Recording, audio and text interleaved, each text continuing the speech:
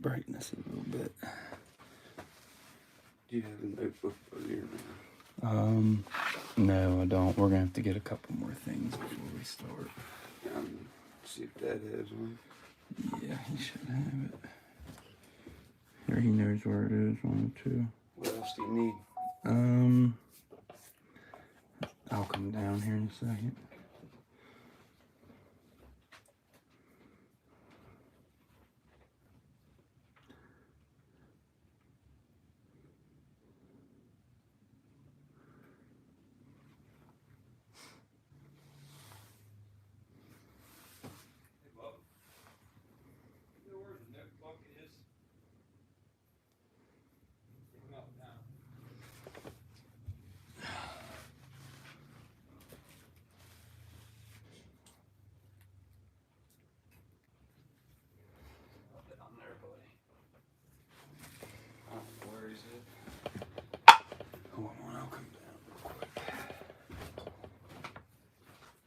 Steps are worse than crawling up and down that.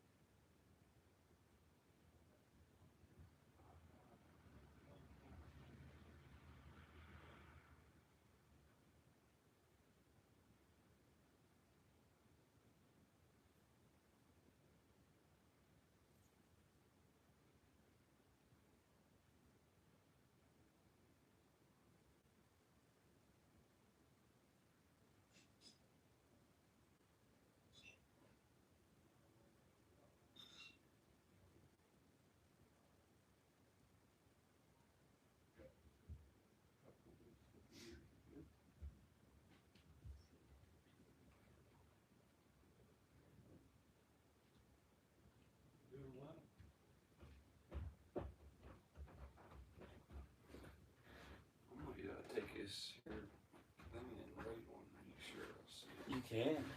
Might be a little easier. It probably would be. Get my bottles out of the way. Where do you want to put this stuff? There's your union. There's your honest, or yeah, your honest measure. Here's Billy's. Hold on a sec. So what are these? 18 early 1800s? 70s. Okay. 70s. 80s. Such a rat. What's up?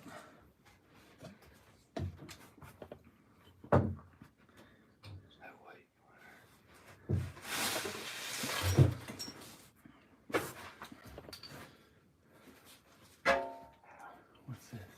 Oh, Snow White. That'll be good. I guess put that somewhere here.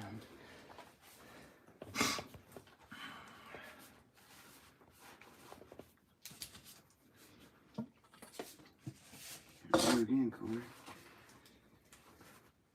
Huh? Oh no, not another malfunctioning pen. What are these?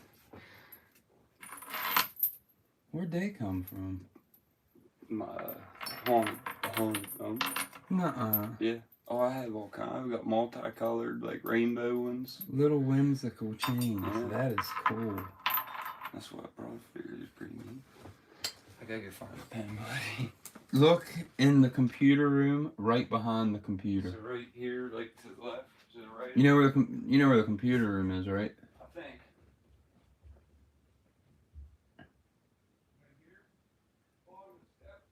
Yeah.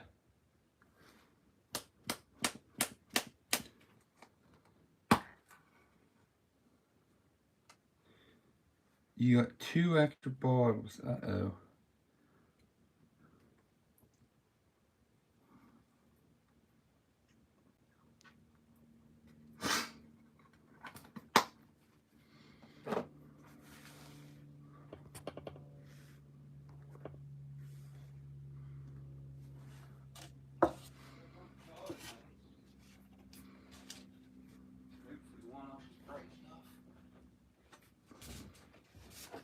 All I found was colored ones, buddy.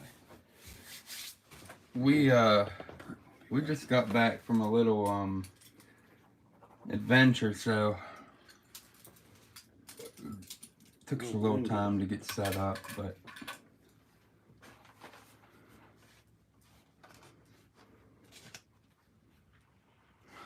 but here we are.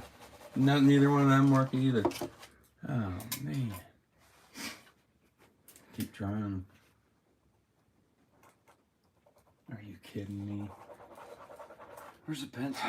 Let me use a pencil with this. We're gonna have to go on a search for a pen. There's markers down there, Sharpies, but.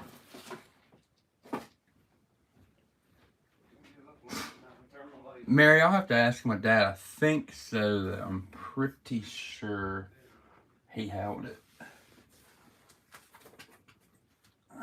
Almost positive.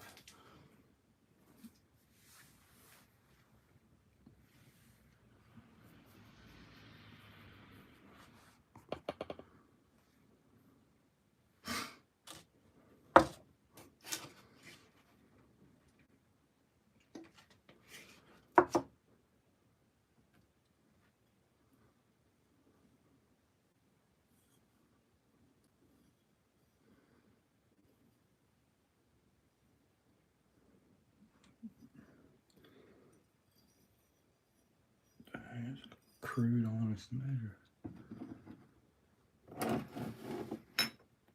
Alright, so I kind of have a black light that glows the bottles pretty good, so it's got to be dark. It's got to be pretty daggone dark, but you can still see it a little bit, and we're gonna be using that tonight. We're gonna try it out anyway. Oh. Alright, I just brought the whole basket, buddy. Chris is here helping again. You brought the whole basket, might as well. I just need to bring some of them UPS pens home. Hopefully one of these will work. That one should.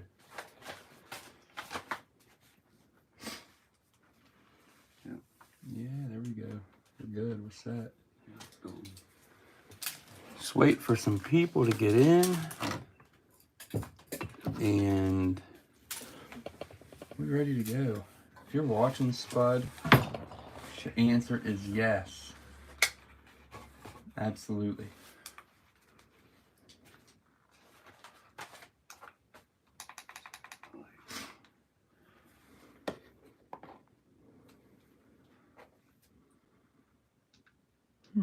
No flash, really. That's a good thing. It ain't making that flicker. Brighten it up a little bit. Flickering yet? No. What's up, Jeff?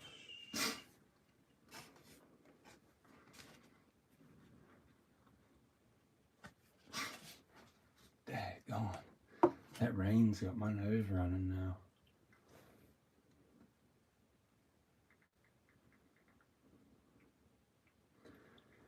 Give it a little bit of time. Let some people get in here, and then we'll get a lag check and we'll start.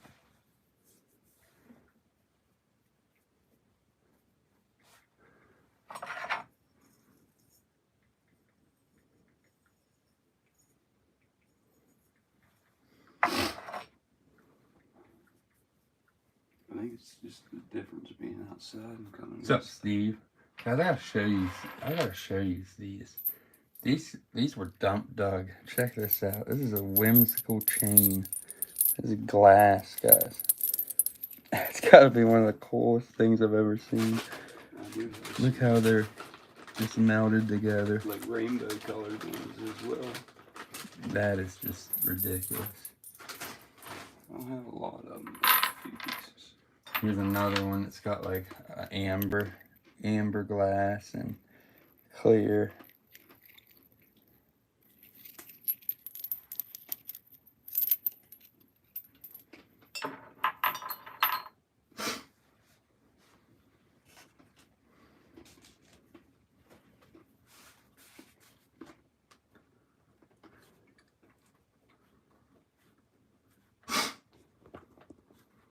He makes those little glass chains.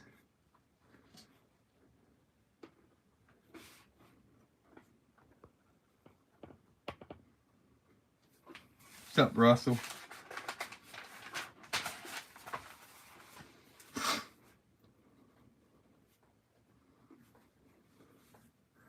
Apparently they made those glass chains 120 years ago too. That's cool. I guess they got bored. Extra glass again. Yeah, they got bored. A little whimsical. Check out how crude this flask is.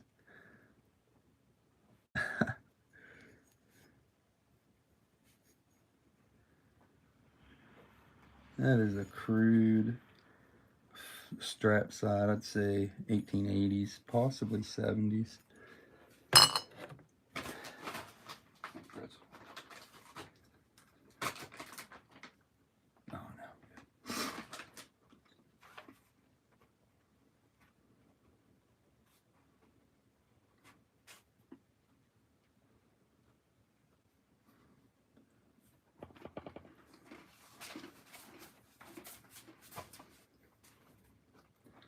That might be what happened, Wendy. It's hard to tell.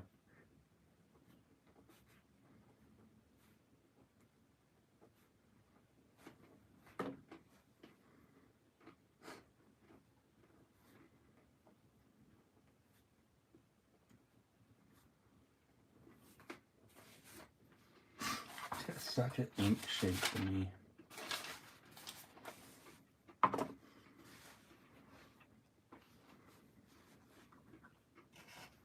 What's up, Spud?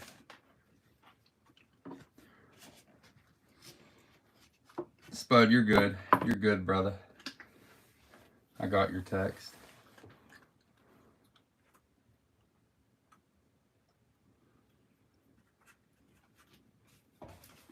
Daggone. 12:30 in the morning in Slovenia. Wow.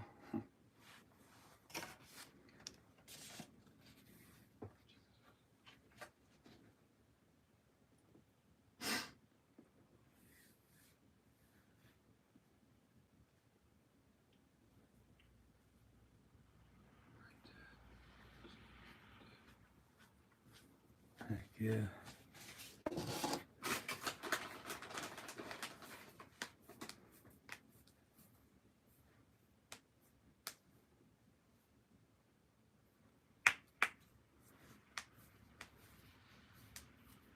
It usually notifies you guys when I go live.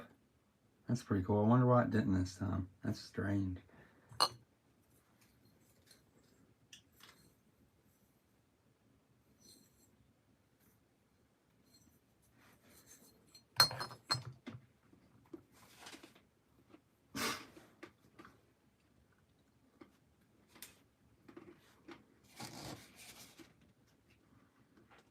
I was behind. No.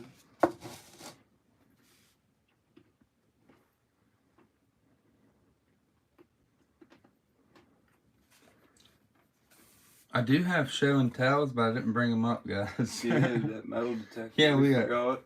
Chris. Where'd you find it? Auction house. Come through the store and in the state. Chris found this. Got this old metal detector. It come through his auction Fisher. house. It's a Fisher, and it's made out of wood. Like I'm talking, this thing is ancient. Finger jointed boxes.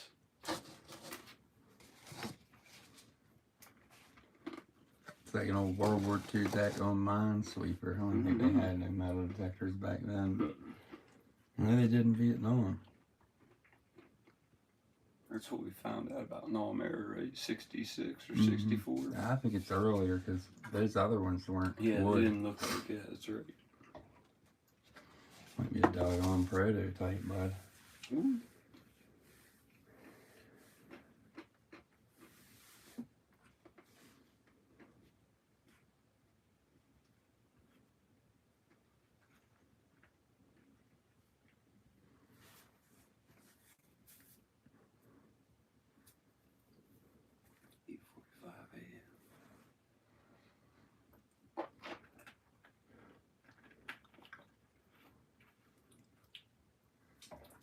We're getting there.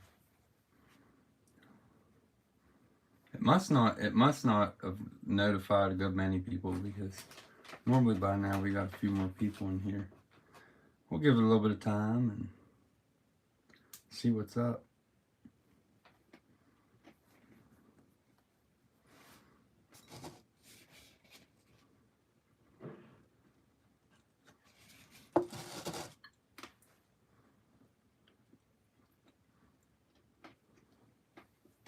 I'm sorry about my dinner. I'm chewing as loud. There's Oh, quiet you're as good. I can.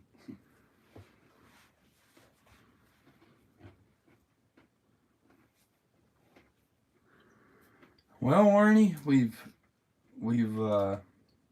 dug some pits here and there. Me and Billy were just out yesterday. We dug 2. And we dug a 1940s, 1950s hole, and then right behind it was a 1920s hole. And I mean, bottles come out, nothing spectacular, but you know, it's always fun to dig them, no matter what comes out. You never know. You could always, in that era, pull a rare milk from this area, and you know, them rare milks that come out around here are pretty nice bottles. But and then I'd say about a week. Well, we got permission for a site, and we dug a couple of privies, and then they had dumped on the hillside behind where the pits were,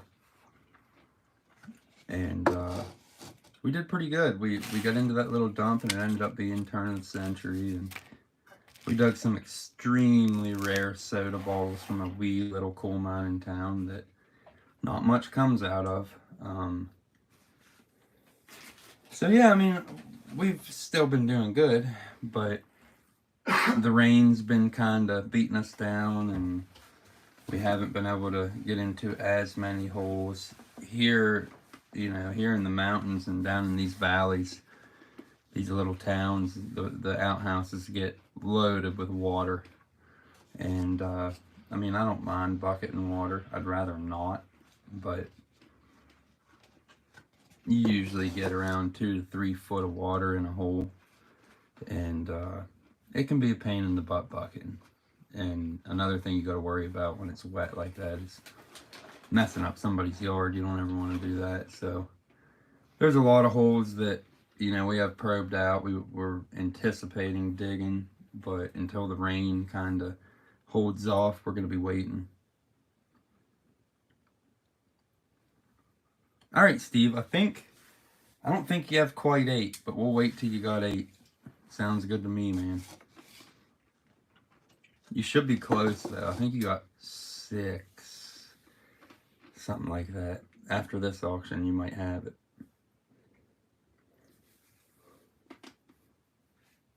You got 6 or 7.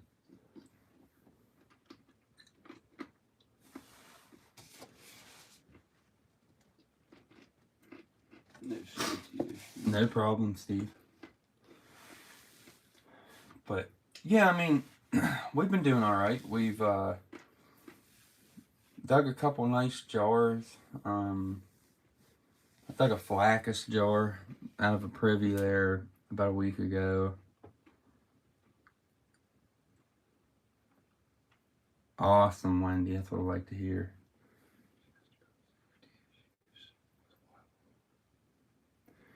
Wendy, if you get down deep in a hole that's got water in it, as long as it's not a wood line, or if you're in a stone line or a brick line, usually you don't have any issues. But if you're in a wood line and you're 10 foot plus and it's wet, it can make the walls weak. Here in Western Maryland, the ground's so tough and hard that we've never had any issues down in them. What usually causes the issue is when you get down into that water layer and you're pulling the buckets of water up and they spill against the side of the wall, and it kind of makes them, it makes the wall fall apart a little bit. But yeah, I mean, not too much of a safety issue. I've never had a pit collapse on me. Knock on wood. But if we're in a hole that goes past 10 foot and it's a wood liner, we're extra cautious. I usually won't dig a wood liner past 12 foot. Stone liner, I'll dig a stone liner deep, 20, 25 foot. Brick liner, same. But you always gotta be safe. You always gotta be careful and know your surroundings for sure. Have somebody watching your back.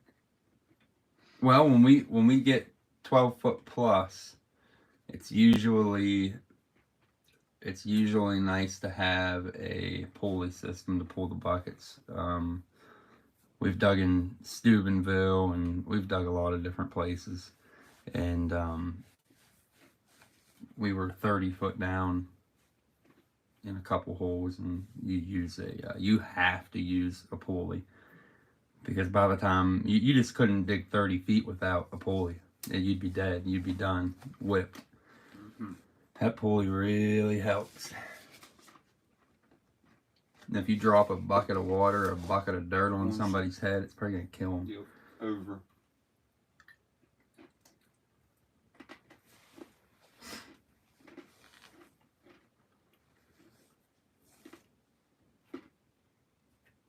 I always want to have somebody watching your back when you're in one of them holes.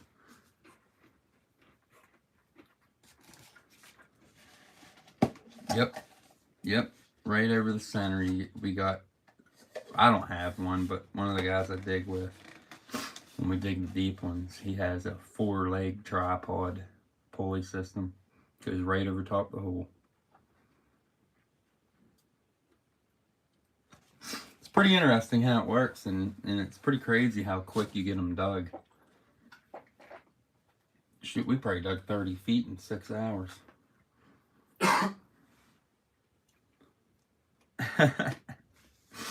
You gotta watch your own front.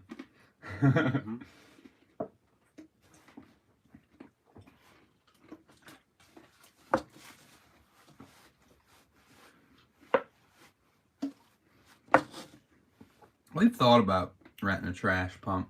Most of the ones we get in around here, though, they're not quite deep enough to Justified. Yeah, to rent a trash pump. But I have access to one, but we've tried different, small things like shop vacs and stuff, and they just clog up.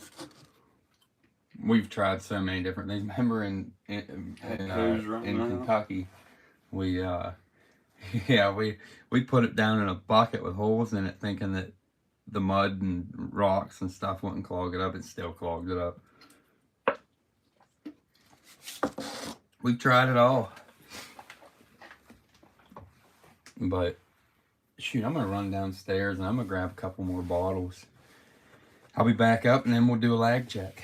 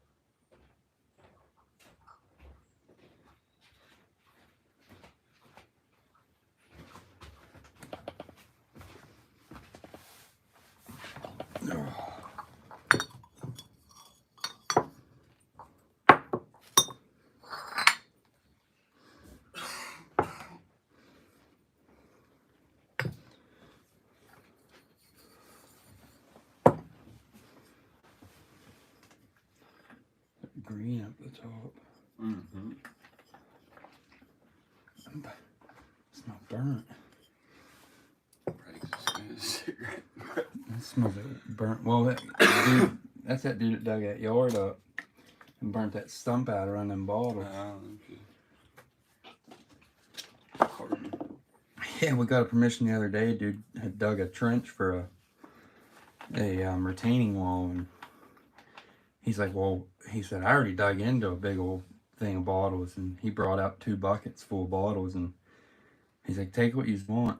And there ended up being a couple nice bottles in there, and we dug down where he left off, dug a few more bottles, and I don't think it was a pit, but there was bottles down there. What's up, man? All right, well, let's do let's get this stuff out of the way and do a good old lag check.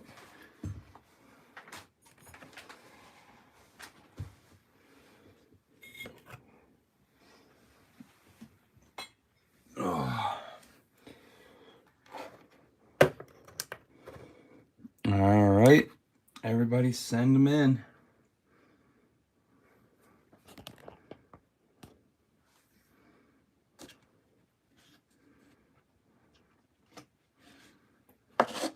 Arnie, strong shoulder. Mary, Spud, Russell,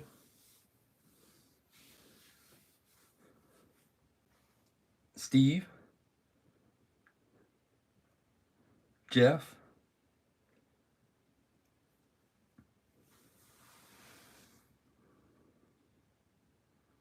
Idaho, John,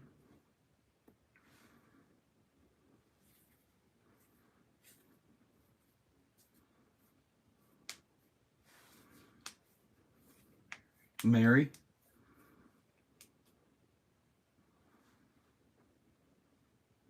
Spud,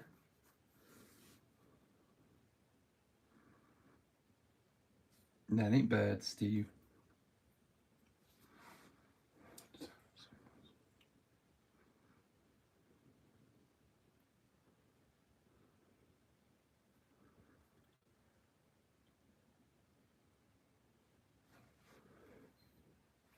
What do you think about that beer?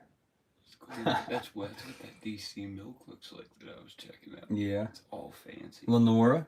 That's the store name on the back.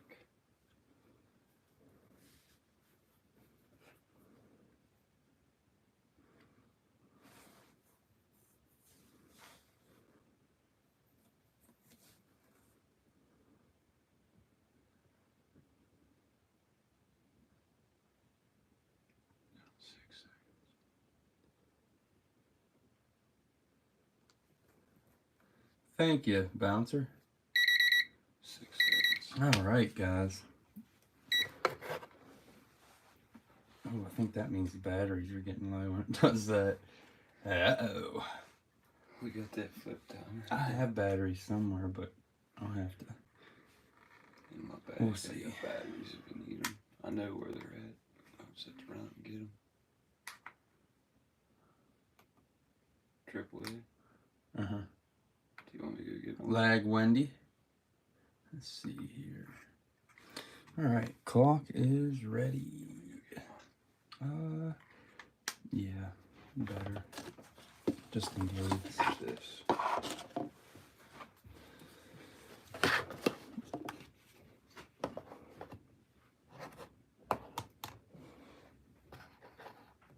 I am not.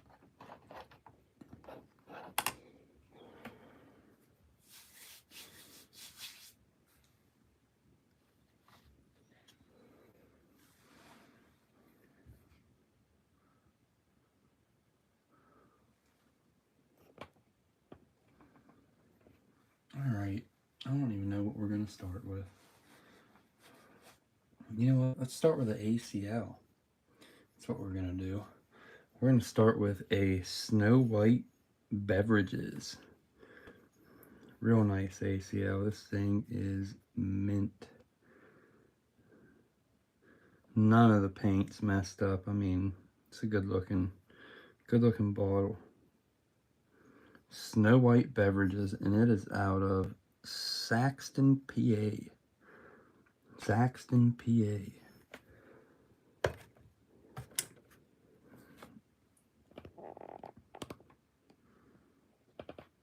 Nice looking bot. Nice looking ACO. Alright, we're going to do a $3 start. $3 start on the Snow White Beverages out of Saxton, PA. Strong's at 3, starting the clock. Need 4 more.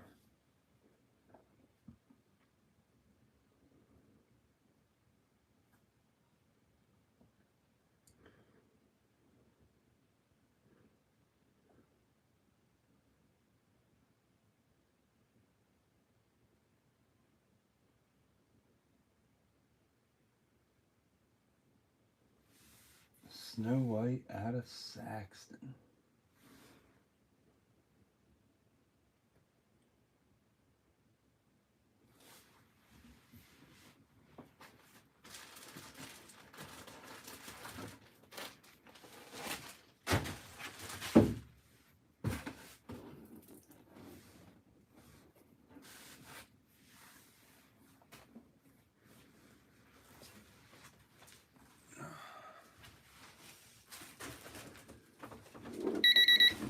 On leg. 2, 1, 0. That was strong at 3. Strong shoulder at 3. Nice.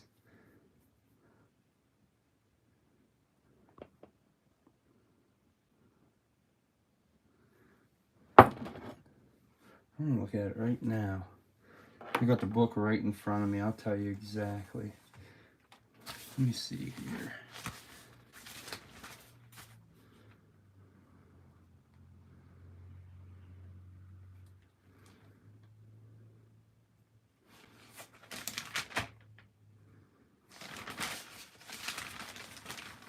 Just give me a second, though.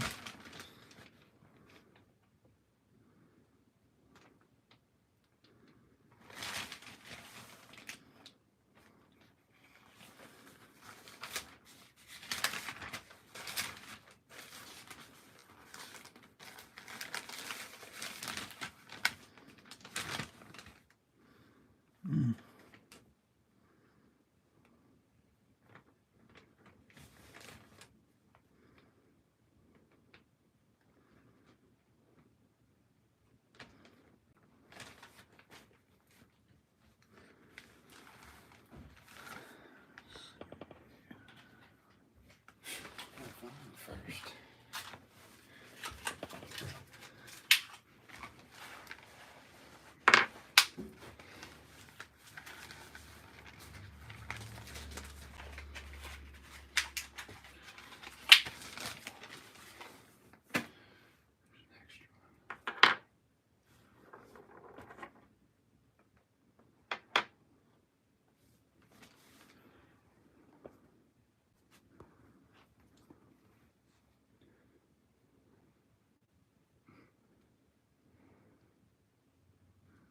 That went for 3.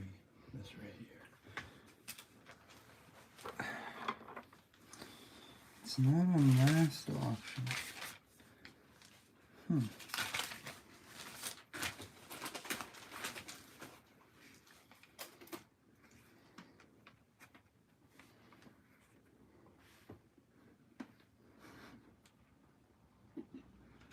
What the heck?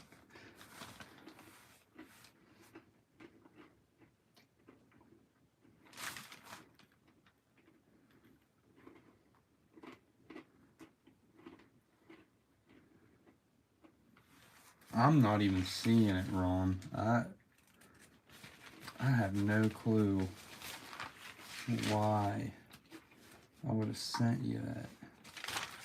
That's strange.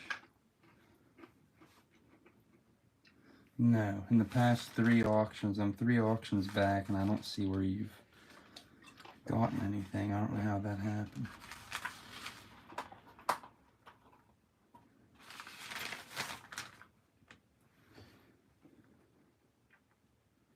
No, I don't know how that happened. I can either, let me see. That's strange. I can either refund it to you or just give you credit. It's up to you. Because, yeah, I don't see you anywhere on here. I don't know how. I have no clue how that happened. That's strange. Huh.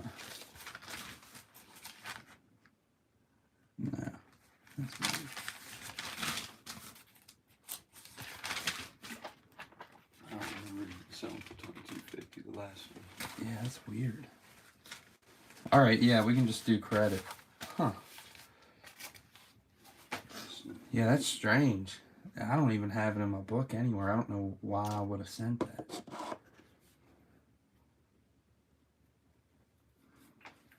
Yeah, I don't know.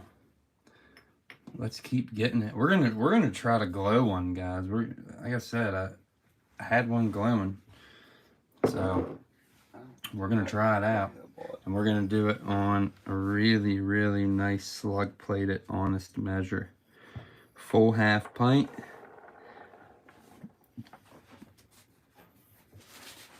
Normally, I will not keep warranted flasks, but I will keep these. Look how crude that neck is. That's just a bunch of striations in the neck. Some piece of like unmelted glass or some kind of something that got in the glass mix right there in the lip. Just super crude. Whittled, a little whittled too. Nice honest measure, full half pint. Beautiful flasks. Look at all the seed bubbles in it. I don't know if you guys can see that, but it is loaded with seed bubbles. See if I can zoom in on that.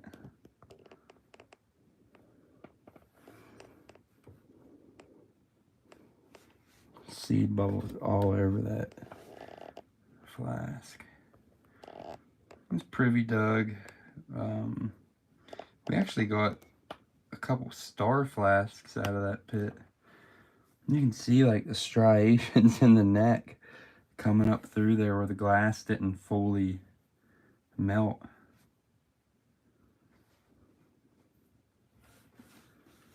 I'll look back through and see when it was from. I don't know. We'll figure it out though. Yeah, for real, Jeff. Definitely empty. They done slugged this thing down. They weren't wasting any time on that. But we're gonna do a $4 start after I glow it. Let's try to make this thing glow. We're gonna have to turn out all these lights. Yeah, if I can reach it. Good night.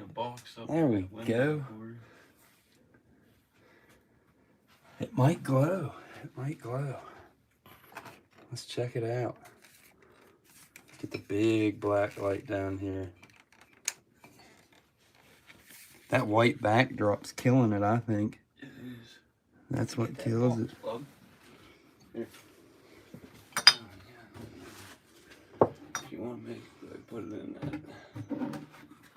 Maybe if we got a black box, we're gonna maybe sit it right there. Yeah, it glows a little better like that, doesn't it? There we go. It's that white backdrop. Kills it. Yep, check it out, guys. Look at it glowing. Heck yeah.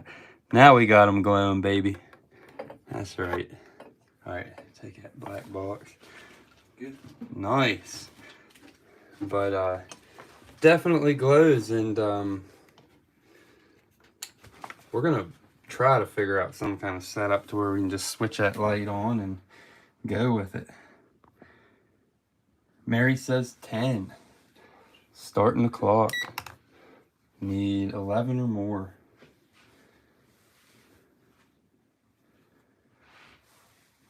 And these honest measure flasks ought to glow like crazy.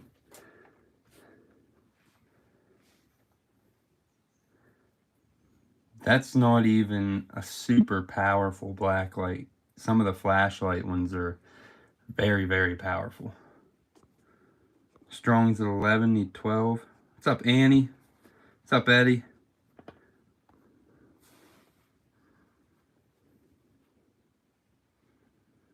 Yep, happy Mother's Day to all the mothers out there. Day Happy early. Mother's Day. Day early, but Yep. that's all right.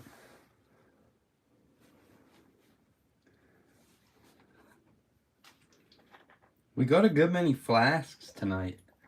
We've been digging a lot of flasks in all kinds of different shapes and sizes and colors. 3, 2, 1, 0. That was strong shoulder at 11. Nice. Strong shoulder at 11 on the crude. Look how crude this is. It's got a, look at this chunk of glass hanging off the neck. Look at that. Where the mold closed and some of the glass got out. Seeped out a little bit. Sharp too. That's cool. This is which box, buddy?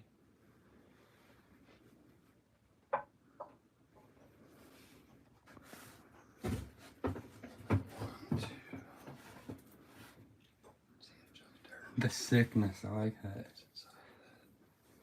What's at that store? We're gonna run it. Yeah, that's cool. Just got caught in there somehow. Actually, give me something else. Oh, I'm not worried about it. Whatever. Yeah, give me here. Yeah, let's do it. No.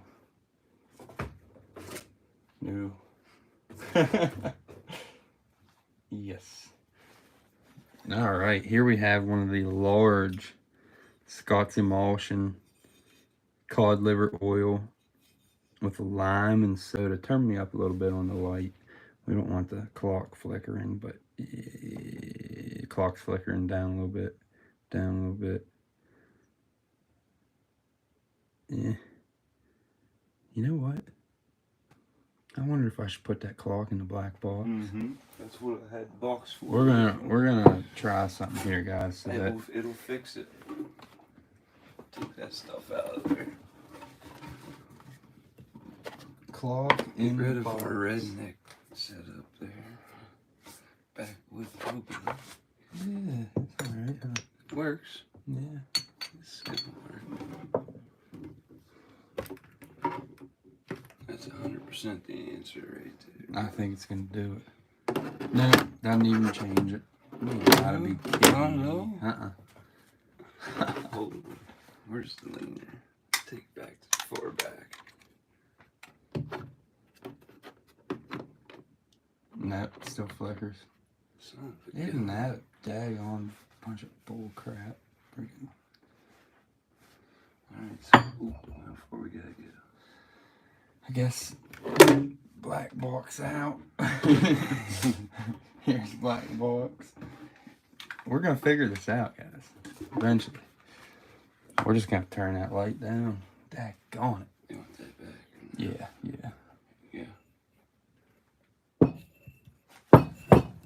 Use the old small crock.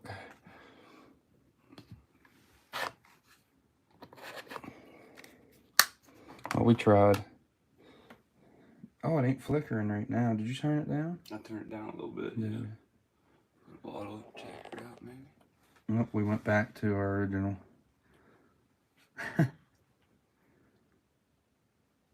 I turned the light. I wouldn't. I turned the light up a little bit, guys, and it wasn't having it. But here we go. Scott's emulsion with lime and soda. Old cod liver oil, and it has the fisherman. Look at him. There he goes with his cod. There ain't no way he'd be able to carry that thing. That thing's as big as he is. Feed your family for a few months. But it is blown in mold. This came out of the 1890s to about 1905 pit. Nice and crude, bubbles all in it. Nice looking example. Is this the one that came out there the other day? Yeah. Yes, sir.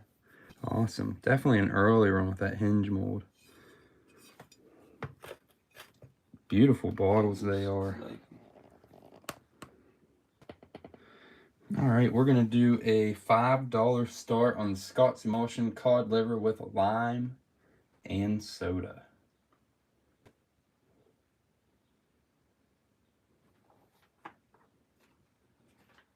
Steve's at 5, starting the clock. Need 6 or more. I was just trying to show you that piece of dirt in that flask. Oh yeah, what is that called? There's inclusion. no, it's oh, I can't remember. It's basically just a piece of unmelted Slag. sand. Yeah, dirt. Yeah, dirt that got in the glass mix. Pure. Here's what came out of that privy I was telling you about that was under that trailer. Flasks, brother. That thing probably glows like oh, it's got to. That's beautiful. Isn't it? Them things I've are only nice. ever seen them broken. I bet if we put acid in that, it would eat that stuff right out of it. So I could see how scraping it was bringing it off. And wire brushes probably would too. And brass brushes will help. On lag. 3, 2, 1, 0. That was Spud at 7. Spud at 7. That's a crude one. That's one of the earlier Scots I've seen. All right. Back to a flask. I don't know if you guys are going to be able to see this. Oh yeah, you can see it. So this bottle is green. I don't know if you guys can tell. It's like citron at the neck and lip. And then down into the shoulder, it's got some citron. There you can see it. It's either, yeah, it's got green streaks all through it. And it's real heavy in the lip. You guys can see that citron there. Beautiful bottle. You gotta have a real good white background to really get the color. And at the bottom, it's aqua. Check that out. Aqua on the bottom, green at the top. No embossing on this flask, but really, really unique, pretty color. It is blown in mold.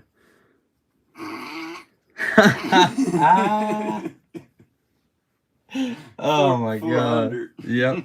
We've taken 20 spots. 20 spots. But really cool looking flask. I didn't notice it at first coming out of the mud, but I wiped it off and I thought it was gonna all be green because I wiped it off like that and I was like, oh, it's green. But yeah, it's multicolored. Actually, no, there's green in the bottom too. Check it out. You can see it right there. There's just green going all through this flask. It's cool. Alright, we're going to start it off at $4. $4 start on the multicolored turn of the century blown in mold little, I think they call these oval style flasks. Spuds at 4. Starting the clock. Need 5 or more.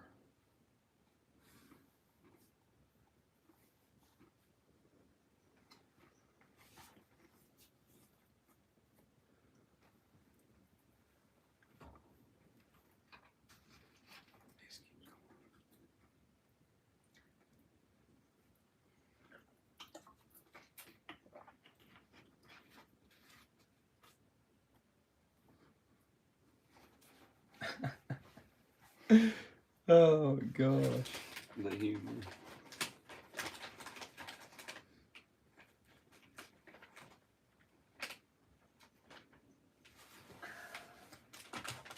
Who's in the room with me? Annie's at 5, needs 6. Chris is here helping me tonight. Everybody say hi to Chris. Hey guys. On lag. 4, 3, 2, 1, 0. That was Annie at 5. Jeff, you were just out. There goes the clock. Lenora, you should be getting. I'm surprised you didn't get it today. Most of the people got them today, but if not today, Monday should be the day. They probably hear me eating my dinner. Is why they. What is it? They hear me eating my dinner. That was Who did I say that was? That was, yeah, Annie at 5. Annie at 5.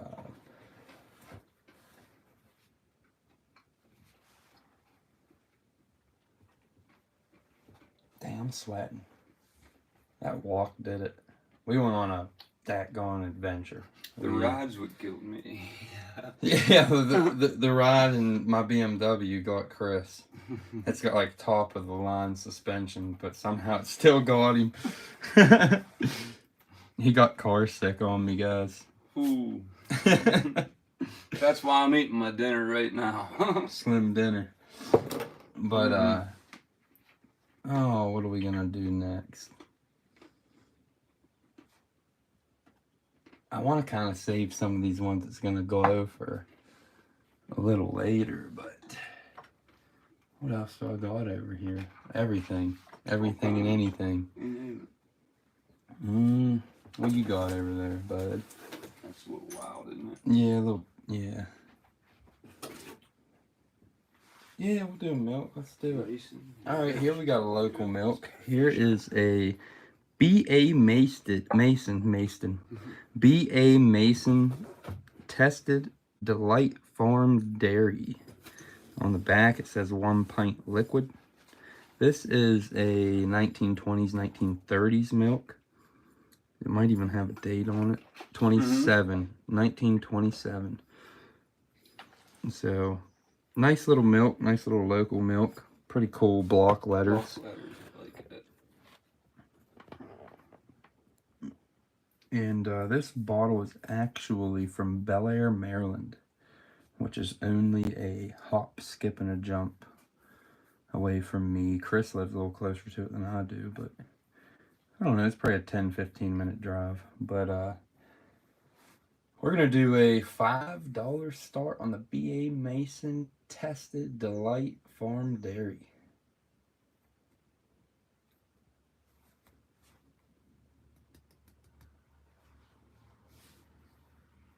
Yes, tuberculosis tested. Tuberculin is what the one that I see. Mm-hmm. Yeah, yep.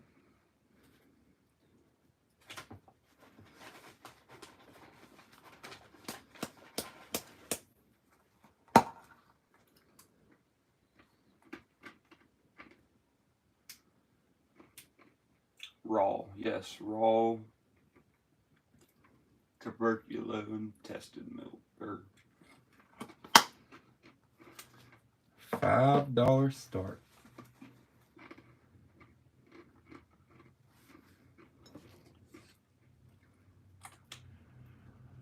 Definitely a cool little slug plate on this one.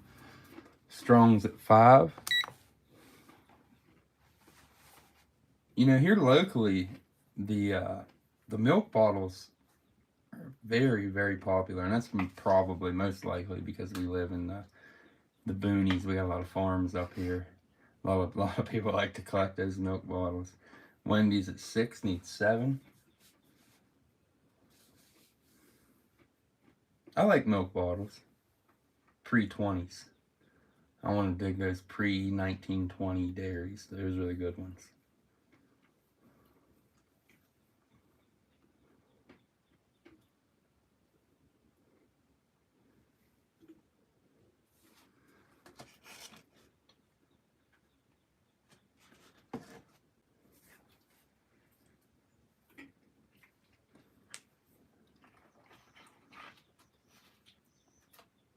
We literally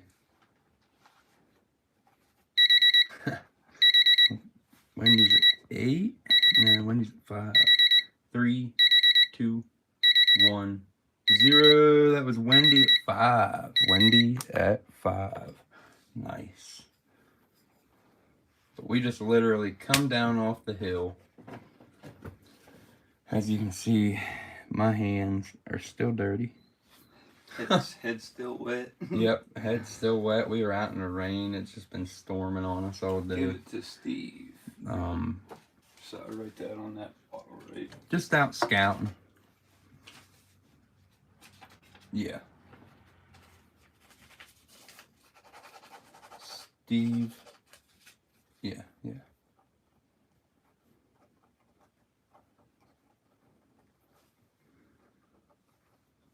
All right, next. Here's a cool one. Check out this beer, and I'm talking, it is embossed like crazy. Now, it does have a little hairline in it there, but excellent embossing. The hairline's on the reverse. It says the Arlington Bottling Company, Chas Jacobson, proprietor, Washington, D.C., registered. Then at the heel, it says this bottle not to be sold. And the glass company. And then the base is actually pretty cool too. AB Company trademark with a big anchor. Really, really cool beer bottle. Nice color too. It's a honey amber up in the shoulder. It is blown in mold around 1905, 1910. Nice Washington, D.C. amber blown in mold crown top. We're going to do, because of the hairline, we're going to do a $4 start. $4 start on the D.C. heavily embossed beer bottle. Nice Arlington Bottling Company.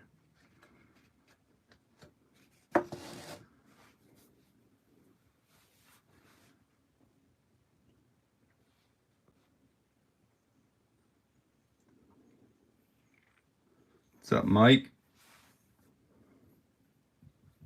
He's having a pre-Mother's Day barbecue. Gosh, I'm back thinking about food again. Yeah. So barbecue would be good right now. Oh, I'd eat anything right now.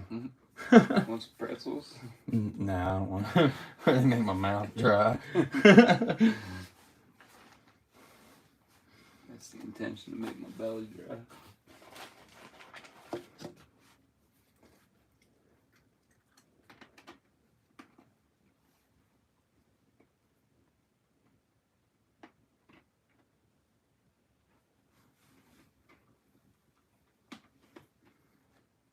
$4 start, heavily embossed, blown in mold, Arlington Bottling.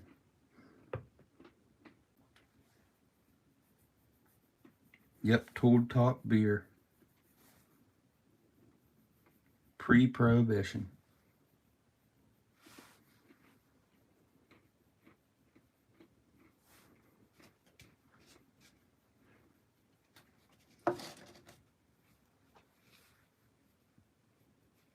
Oh yeah, it came out of a privy too.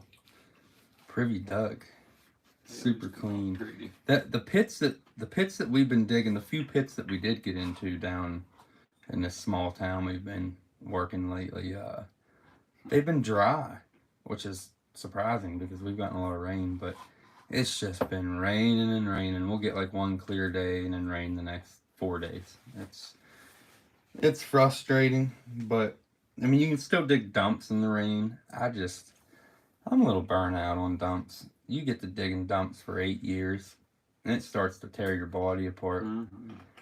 You get good at digging outhouses, and you know you just have a way of doing it. Your methods, it's a lot easier once you've dug a lot of them. You don't have to kill your body as much. With a dump, I don't think you really realize how much you're digging. You just get it. You just keep digging. Next, we're going to do another pre-prohibition beer. This actually came out of the same privy, I think, or one next to it. No, this came out of the one next to it. Yeah. This is a rain. No, because that was a blob. That was a blob that came out of that one. No, we had a blob and a crown. It was an amber crown, though, wasn't it? This one. Mm-hmm. Oh, okay, yeah, it was. Yep. Amber crown. You know what? Since I got them both right here, that's what we're going to do. All right, so here's bottle number one. We're going to do a little combo here. Rayman Brewing Company, Wheeling, West Virginia. And it's whittled. It's a nice crude beer, blown in mold. This is an earlier crown top variation. It's got the glass company on the base of it, MB and C or G, MB and G Company. Not too sure what that stands for, but it has a glass house on it, which is cool. bottle number 1, and then check it out. Now we got the amber one here. Rayman Brewing Company out of Wheeling, West Virginia. It does not have that glass house on the bottom of it. It is blown in mold pre-prohibition, and it is bubbly as can be. Look at the bubbles in that thing. Beautiful beer bottle. So there you got an amber and a light aqua. We're going to do a $5 start.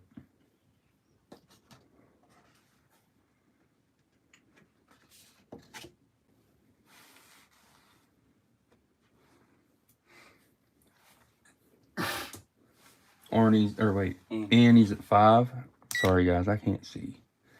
I can't. You need glasses. I like do. Your mom said. No, I don't. Yeah, you do. No. You'll be amazed how much you're missing. We get contacts. You can do that. I just won't ever leave them in. Mm-hmm. I swear, I had real good vision until I started digging dumps. What, as good it's as real ashy dumps. I think it like scratches your cornea. As good as you were seeing today, if you had glasses. Mm-hmm. That's a different kind of seeing, though.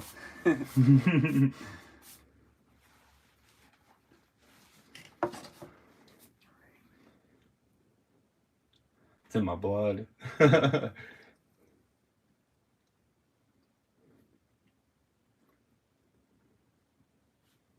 he's gonna get a steal. Oh, Mary's at 8.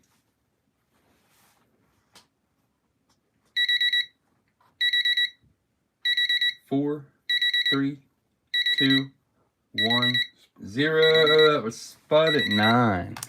Spud at 9 on the snipe. Nice, Spud. Just go next 2 holes, right? Mm-hmm. Yep. Or if you can put them both in the same, I don't know if they will. Corner them, maybe. Yeah. Just pushing out. Just have to put smaller ball Mm-hmm. on one side. All right. 8, 9. Here we got a nice, cool little milk bottle.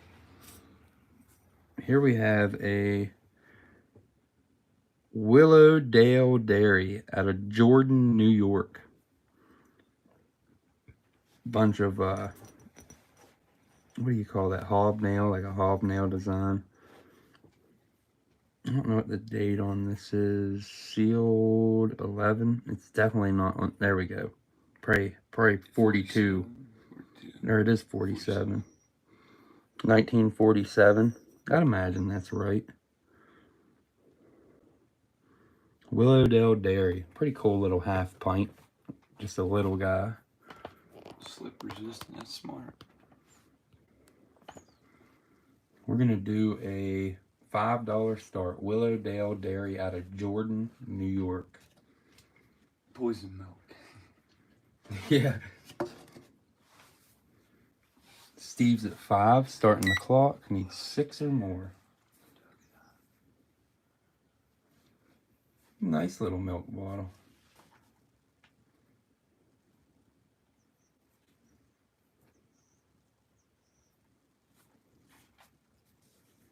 What's up, Christine?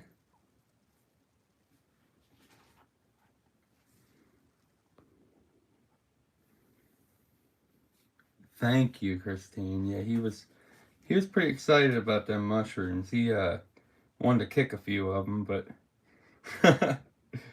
he didn't know what to think about them. But then whenever I cooked them, he wouldn't eat them. But I don't know. The mushrooms are big. I think kids are like that. They're if they ain't too sure about it, they ain't gonna eat it.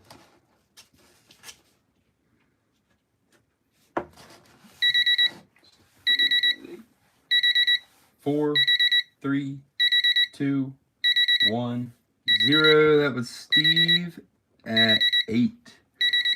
Steve at 8. Nice, Steve. That's a nice little milk bottle. What you got over there, bud? Milk in a flask. There you go. Yeah. Should have this one. You can do both of them together. Run this little crude guy by itself. Check out how crude this cone ink is. Real wonky. I don't know what went on with the neck in that mold, but definitely strange. You can see that right there. Something happened in the process of this. It's got 4 dots on the bottom of it. Poison ink. Yeah, I know. We got a poison ink now. It's got like an eye bubble. Looks like an eye looking at you. The all-seeing eye. Yeah. It's cool looking cone ink. Definitely crude. They're gonna do a $4 start on that guy. $4 start on the wonky, crude cone ink. Probably is a Carter's most likely. Definitely an earlier variation. I'd say definitely early 90s.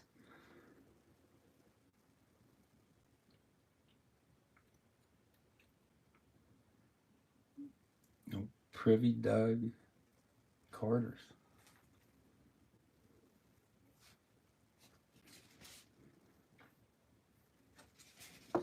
$4 start. Super crude, blown in mold, 1890s cone ink.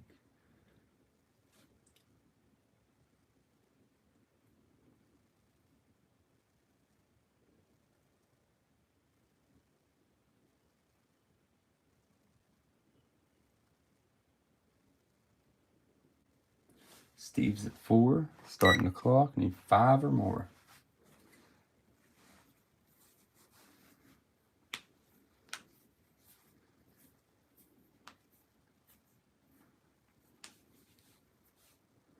Jeff's at 5, needs 6.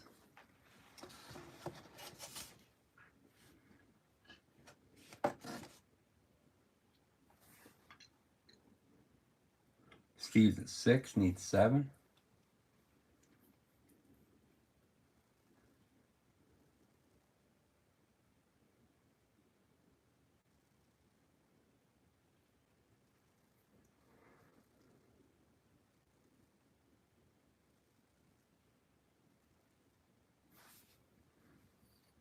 Oh, I forgot all about that.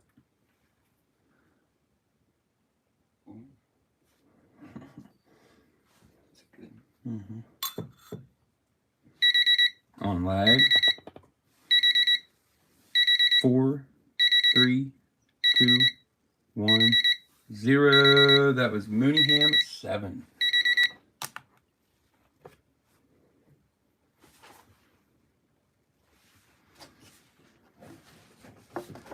All right, back to a flask. This is a harder to find Baltimore flask. Here we have a Altamont Pure Rye, and we actually have a little tiny town called Altamont. And when I first dug this bottle, I was freaking out because I thought it was going to be from there. It ends up being from Baltimore. A scarce flask, but for some reason, so there was a spring, a freshwater spring in Altamont, and I don't know if well, obviously everybody's heard of Deer Park water. Deer Park water comes from a little town called Deer Park that is about 20 minutes away from me, and there's a town above it called Altamont. Well, the water actually came from Altamont Spring, and it was supposed to have had some kind of properties where back in the day, everybody wanted to get their water there. So I guess, I don't know if this has anything to do with it, but since we've been digging them in a town close to it, it makes me wonder. I don't know if they didn't name it after it. Yeah. But Altamont Pure Rye. And it's purple, so it's going to glow, so we're going to glow it.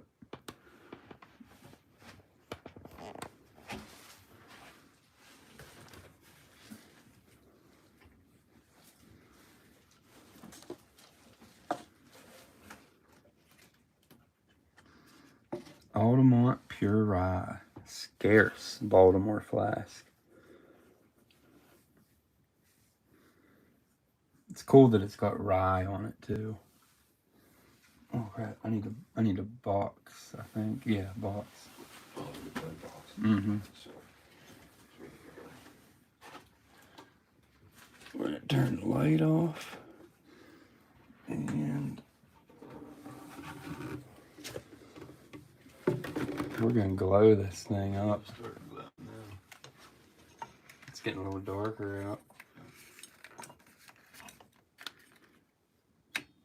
Yeah, it glows. Nice glow. Check it out. Nice green glow to it. Altamont Pure Rye.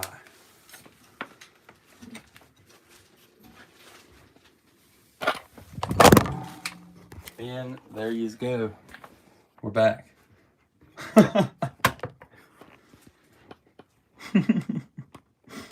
At least it was the phone taking the tumble and not the bottle, huh? You guys all right?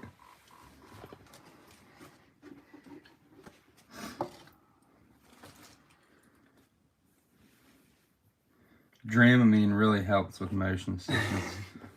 Chris. No.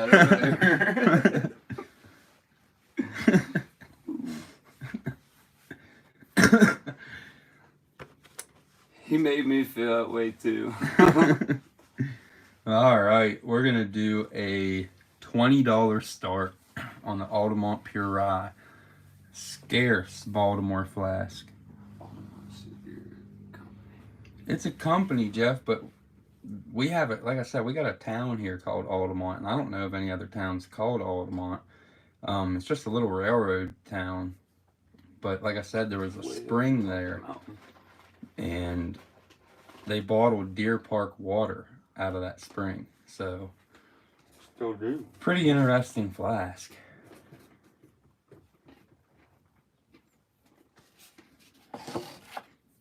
Privy Doug.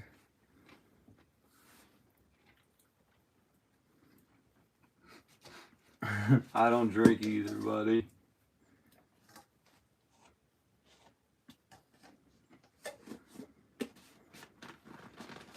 Uh-oh. Giving people flashbacks. Sorry, Eddie. At least we didn't know you for a $20 spot on the bottle. $20 start on the scarce Baltimore Altamont Pure Rye.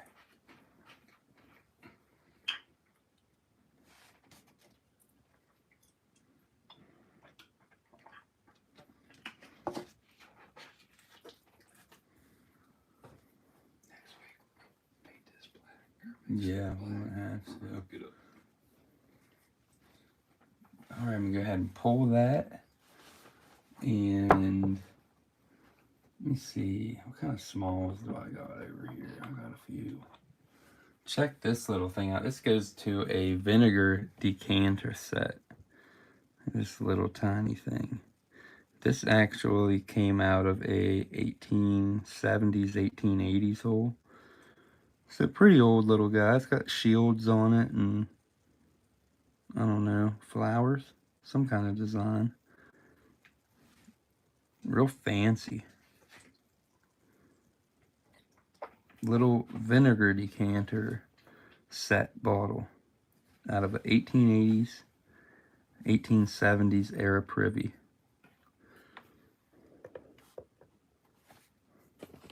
Just a wee bottle. We're going to do a $5 start on it. $5 start on the wee vinegar decanter bottle. I don't know what this held. Probably salt, pepper, who knows, something like that. But I don't know if you guys have ever seen the little, they're like, some of them are sterling plated little vinegar decanter sets. Sterling lid on it. Mm-hmm. Probably had a pewter or sterling little lid on it at one time. It probably does glow. We're gonna try to glow it without that box this time because I want to get that box. Let's see if we can get it to glow. I'd imagine it does. I don't know what happened to that light I bought today. It was... Is it glowing on the screen? Yeah. Yeah, it definitely glows. If it was dark in here, it'd be glowing a lot more than that. Click that light all the way off down there. It should turn all the way to the... There it goes. Yeah, I mean, it's glowing. Let me see it again. Yeah, it glows.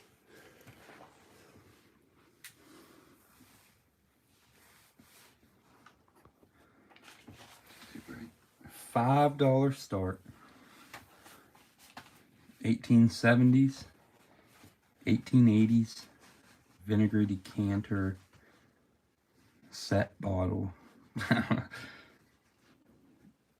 actually found the 2 vinegar bottles pretty enough long ago. I don't even remember what privy that one come out of. Oh, was there a bid? I don't think, is there? Not yet. Oh, yeah. Jeff bid 5, Annie bid 7. Daggone, I didn't even see it, guys. Yeah, we're trying to get it to glow. We need paying attention. But yeah, if I had a black backdrop and it was completely dark in here, that thing would definitely light up good. I might have. I tell you what, I almost fell about 10 times in the woods earlier. Belting the rain down. I'm talking, we're crazy. There's something wrong with us. I ain't figured it out yet, but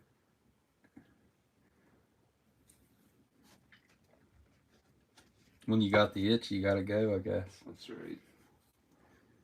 No time like the present. Yep. Need 8 or more.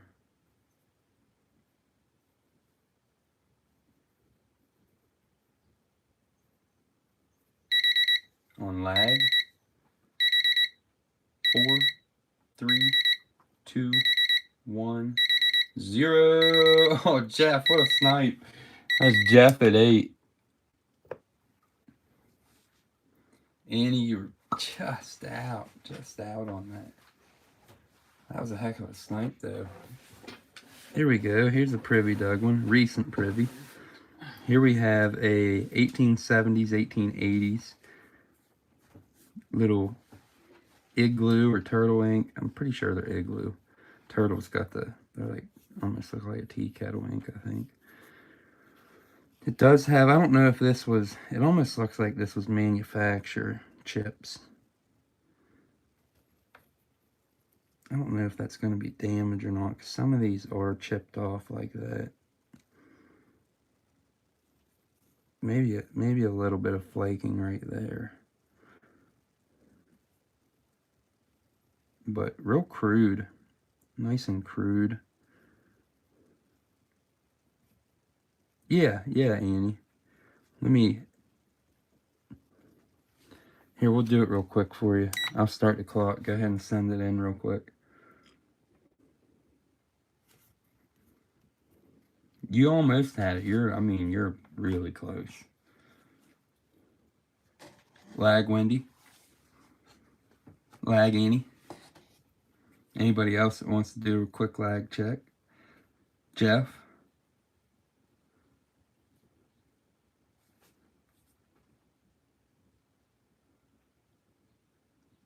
Eddie? John?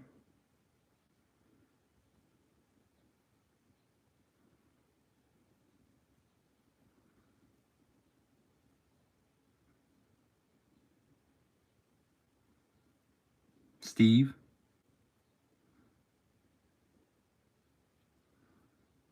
That ain't bad at all. 6 seconds is good.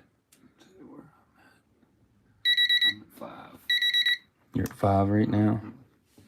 Ours is going anywhere between 5 and 7, it seems like. Alright, here we go. Let's do it.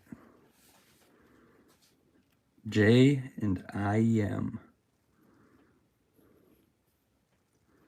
Walter, what's up, buddy?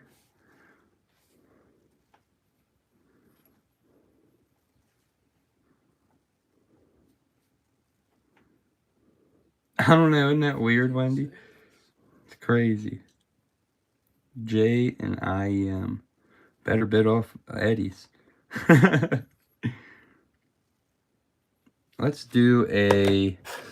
Let's see if I can get this. Oh wow, look at it light up. Let's do a. Oh, let's do a $10 start on the little turtle ink. Privy Doug.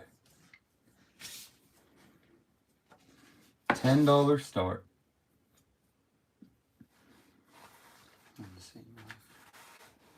Annie's at 12, starting the clock. Need 13 or more.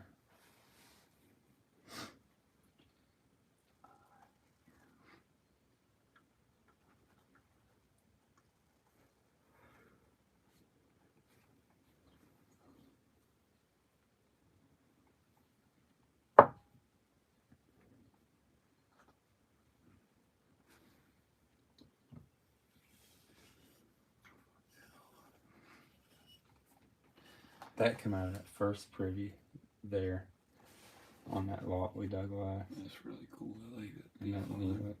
I seen the circle in the back. Isn't that weird? What is that for? I have no clue. Maybe to hold it. Or it had a wax stamp there, possibly, maybe, or something. Too bad, like, we can't all, well, that probably wouldn't be good, never mind. I was gonna say, too bad we can't all talk to each other, but that might get a little hectic. Yeah. I mean, it'd be fun, but. What? 3, 2, 1, 0. That was William Mooneyham at 20. Nice. A nice little ink. It's got an L on the base, too. I don't know about the L. Some kind of glass house. Next, we're going to do another honest measure, and this one is actually different from the other one. Let me see this. So, here's the difference. Here's your normal. Well, I don't know if any of them is normal, but I don't know what a normal one is. But here's here's the last one I had sold, and here is the other variation, which is very fancy. So we are gonna do we're gonna try to glow this thing first. Look how crude it is. It's got like a weird like wrinkle in the glass right there. Pretty neat. Turn that out. We're gonna bring in the black box because I think this thing's probably gonna glow quite a bit.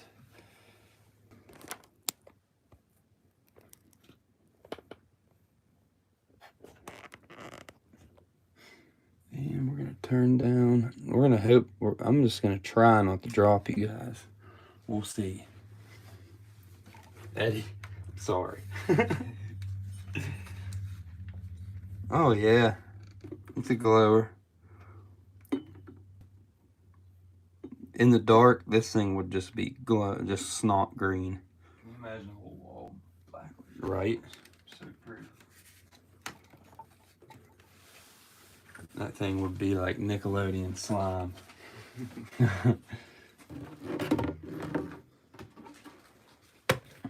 All right.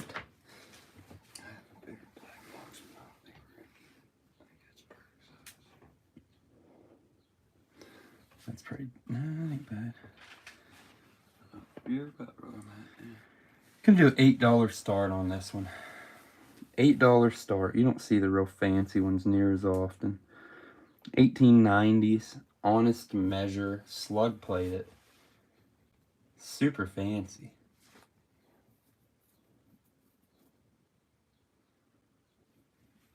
Nice whiskey flask. For being Privy Doug, that sucker is clean. Drink whiskey out of it. Oh yeah, you could definitely sip some whiskey out of that.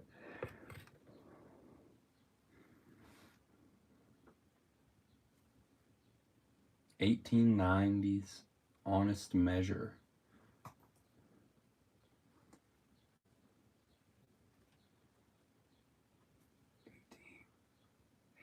Was that supposed to be 8, Mary? I'm going to say that was 8. Mary is in at 8. Need 9 or more.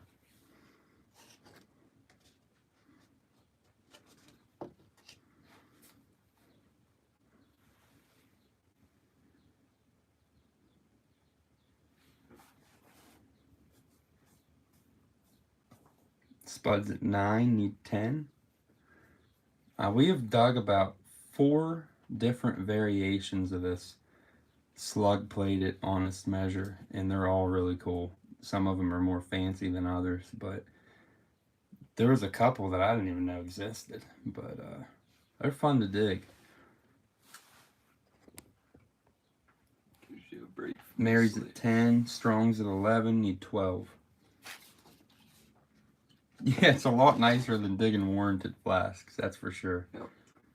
The only thing is, every time you pull one of those out of the mud and you wipe that slug plate, your heart stops for a second. Mary's at 15. 4, 3, 2, 1, 0. That was Mary at 15. Spud, you were just out with that 16. Oh, look, there's a piece of something trapped in the lip right there too. That's pretty cool. It seems like these honest measures are super crude. They got like black pot stones trapped in them everywhere. Pretty cool. Pretty cool, pretty cool.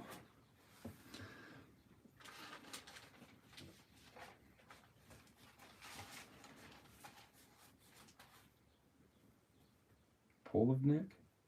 I guess that's how you pronounce that. Polvnik. It's Polvnik. Polvnik. Yeah, it's Polvnik.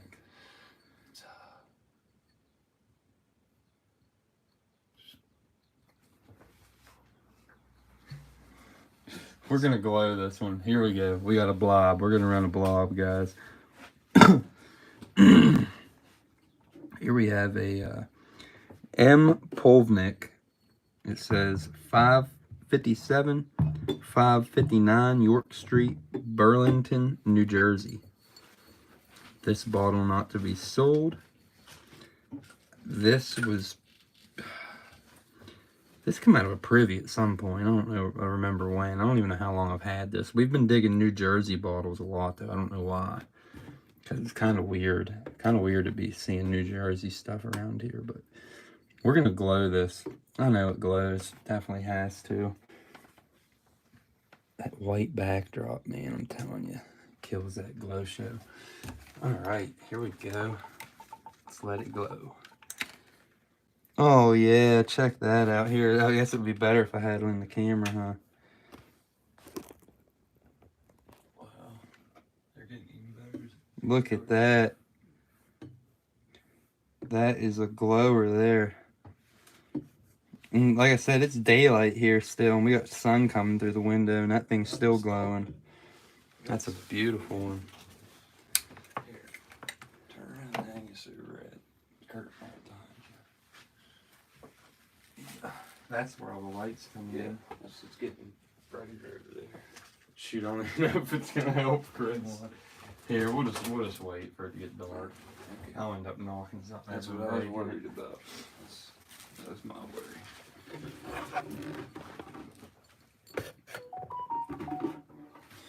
All right. Ooh, about did it again. About lost yous there. All right. So we have a M. Polvnik from Burlington, New Jersey, and it is a glower. We're gonna do a $10 start on this blob. Privy Doug. Nice old bottle here. 1890s. Nice clean blob top. Walters at 10, starting the clock. Need 11 or more. Mary's at 12, need 13.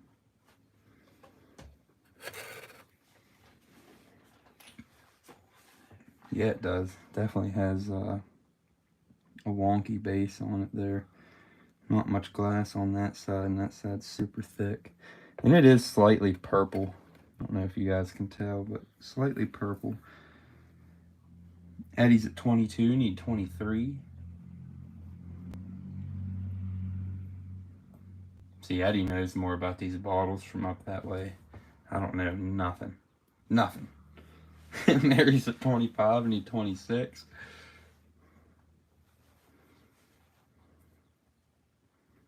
Eddie's at 30, need 31.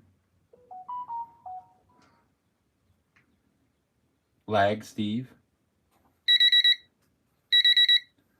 4, 3, 2, 1, 0. That was 35, Mary at 35. Mary at 35 on the Burlington, New Jersey blob. The old glow show. Alright, here's something interesting for you, Zoom. This right here would have been out of a local coal mine, which is really, really cool. I actually have another one somewhere around here. So whenever I dug this one, I decided, you know what, we're going to let this one go. I've dug a couple of them over the years. They are really, really interesting, and I'm going to give you a backstory on these things. I'm going to end up bidding too. Turn that light on right there. You know what it is? Yeah, it's canary coal mine. So this is crockery. It's pottery. It almost looks like a sort of like a redware. This is one of the earlier ones that I've found. They are glazed on the inside. I don't know if you guys can see it, but you can see glaze dripping down the side there. Hung on a wooden dowel rod. And what these were used for was back in the 1800s and early 1900s, they would take canaries into the mine with them. And whenever something was going wrong, those canaries would sense it. Or if there was methane leaks or anything like that, they would know. And they would start to freak out. And the coal miners knew when that happened, they had to get out of the mine. This was actually a feeder or waterer for the birds. It would have hung on the cage like so, and they would have put their little beaks down in there and got a drink or got food out of it or whatever. And this was a lifeline. This was a lifeline for those coal miners right here. Big, huge part of history around here. And every time I dig them, you know, it's interesting. You just never know where these things have been. Probably miles under the ground. Who knows? Well, probably not miles back then, but way under the ground. Some of those coal mines we have around here go hundreds of feet. And the miners really cared about their birds. Yeah. Like they took their birds home with them, and it wasn't just a disposable thing. They took care of. Yeah. The birds probably did die a lot of the time, probably from black lung before any kind of methane exposure or gas pockets. But really cool piece of coal mining history right there, and cool. we're gonna start it out at $15. We're starting it out at $15. I'd imagine you probably don't find these too often, but little crockery piece, and I've already got one, so we're gonna let it go. Chris says 20. Chris is in on this. He wants it. He says, I want that. I had one, let it go, and I want one back. Need 21 or more. Oh, yeah.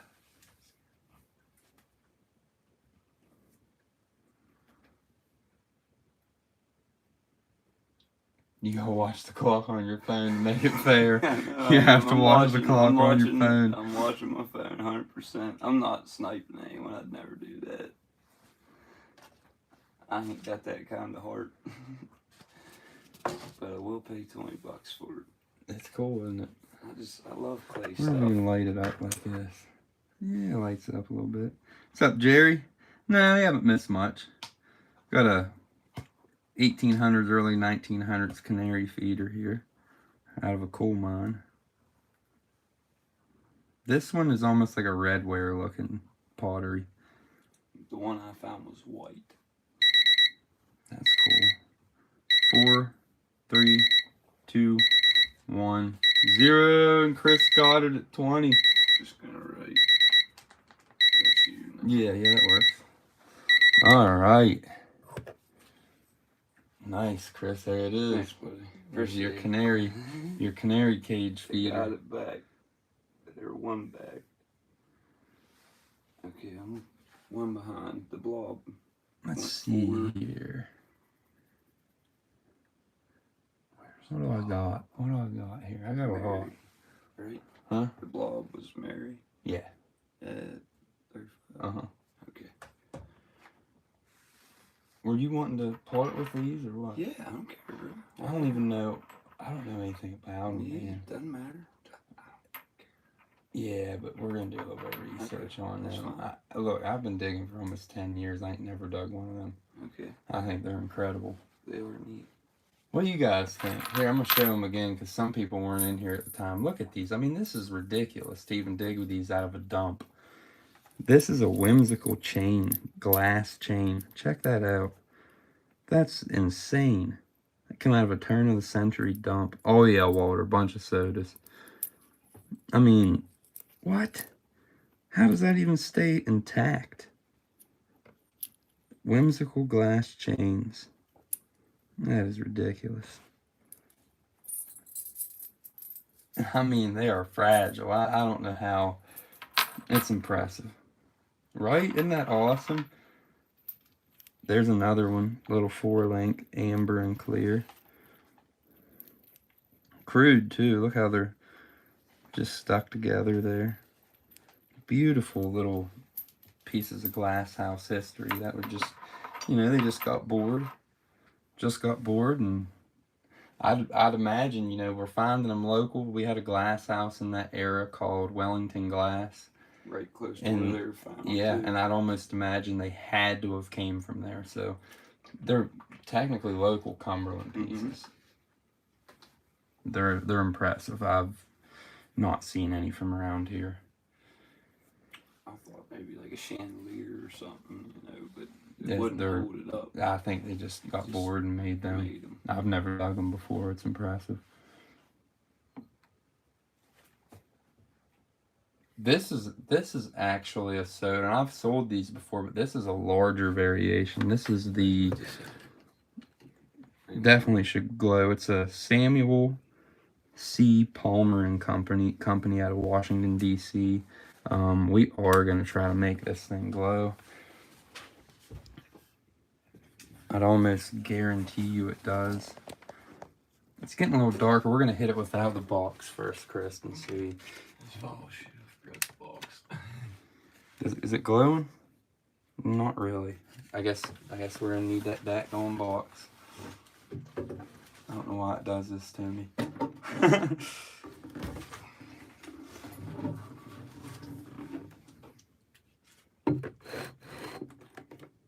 Just with that black backdrop, it should change it a ton. Yeah, it glows. Definitely glows. Yep. Put it inside the box a little bit. Yeah, it glows. Nice green glow to it. Once it gets a little darker out, they're really gonna shine.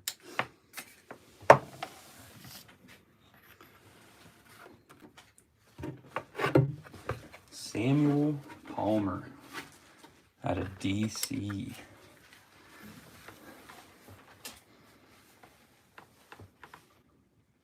And this, I'm almost positive this was a soda bottle, because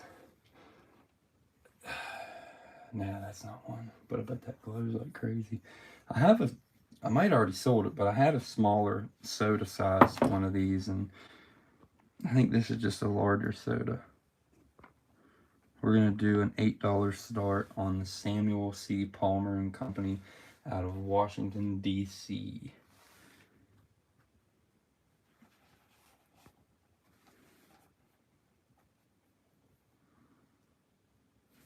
Walter's at 8. Isn't that glass chain is freaking off the hook? It's off the chain. It's off the chain.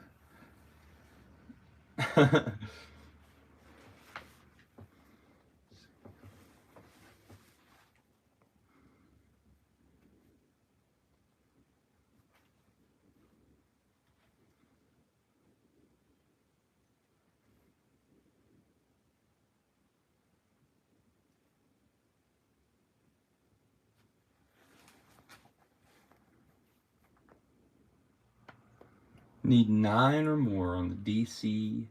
I want to say this is probably like a 12 or 14 ounce soda bottle. I'm about ready to throw one up that Eddie knows. He knows about it. Eddie was present whenever I dug it, actually. 4, 3, 2, 1, 0. That was Walter at 8. Nice, Walter. Nice pickup. All right, I'm going to throw up a quart soda. Eddie knows about it. So I just started this box with There this. we go. I think this is, I don't know which one it is, but one of these definitely. I don't think it's that one. I think it's this one. I got keg soda that big. Maybe it ain't that one. Well, I know this thing glows. Here we have an I, Crayons and Sons out of Middletown, New York. Big old quart. Blown in mold. Oh, gotta turn this light off.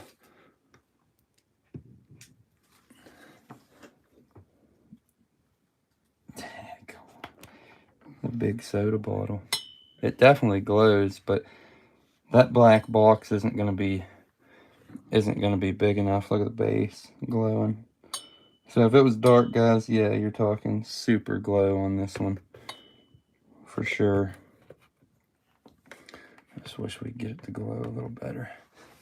It's too bright in here, too bright. But there we have I Crayons out of Middletown, New York. Nice quart soda bottle. It's not even gonna fit in the frame. It's a big dog.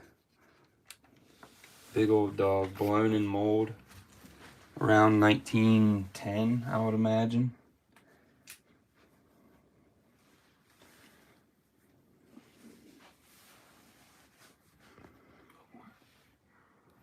There we go, it's back in the frame. That actually looks pretty good right there. Yeah, a little more though. There you go. All right, I Crayons Sons out of Middletown, New York. We're gonna do, I don't know, Eddie, what do you start these out at? I'm gonna let Eddie give the start price.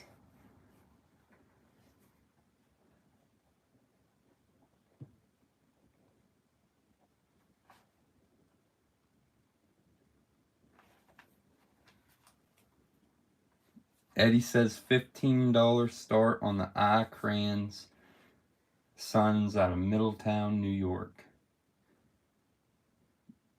I don't think I dug a blob variation, but I can't remember. I might have. Yeah, this is one of the ones that the base is a little bit different. It's almost got like a faint aqua color to it. $15 start. Dang, my stomach's growling here. It's hangry. It's hangry. Get some tacos.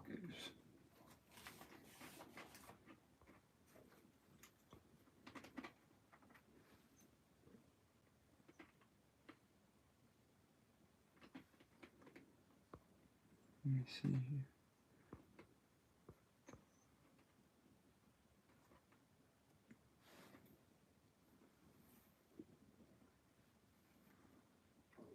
They're definitely nice soda bottles. We don't dig too many quarts or 28 ounces. Almost caught that. It's pretty durable. I've dropped it a few times.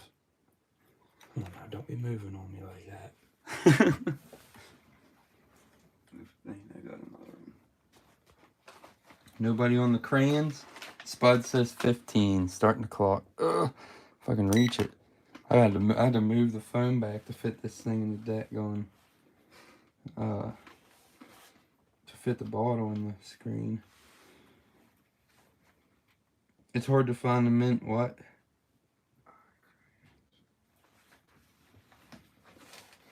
on the center slugs.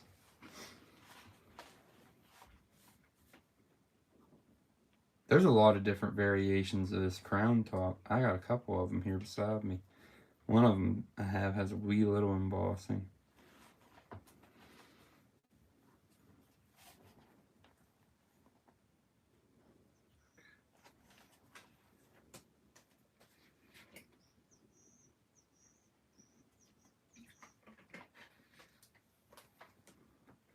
The ones that I took home, I don't think any of them had damage.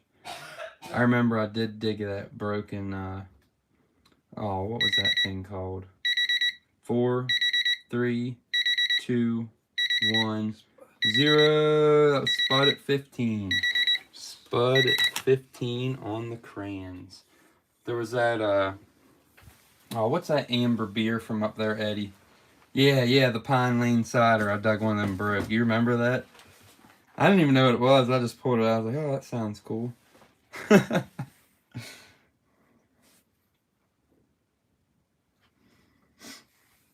All right, what you got over there, buddy? What do you want? Yeah. Let's get the star flask up here. It's got that little, I think it was called inclusion, but yeah, I don't know what it's called, but it's neat. Yeah, it's a nice little flask here. All right, here we have a star flask. Check it out. This was Privy Dug not too long ago.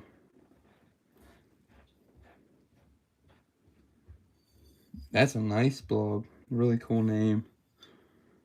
But this bottle right here,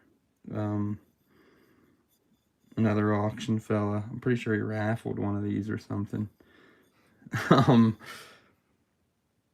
We're gonna start it out at $12. $12 start on the star flask. Don't get me wrong, they are cool, but they are not raffle worthy. $12 start, and I can guarantee you this thing glows like snot. It's gotta be a glower. We're gonna wait until it gets a little darker to glow anything else, but star flask. Strong shoulders at 12, starting the clock.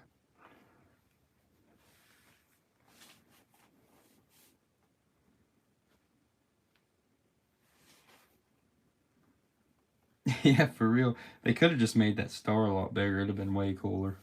Or put it inside of a slug plate. That'd have been it. Mm-hmm. I probably kept it then. It'd have been like Converse. Yeah, it is.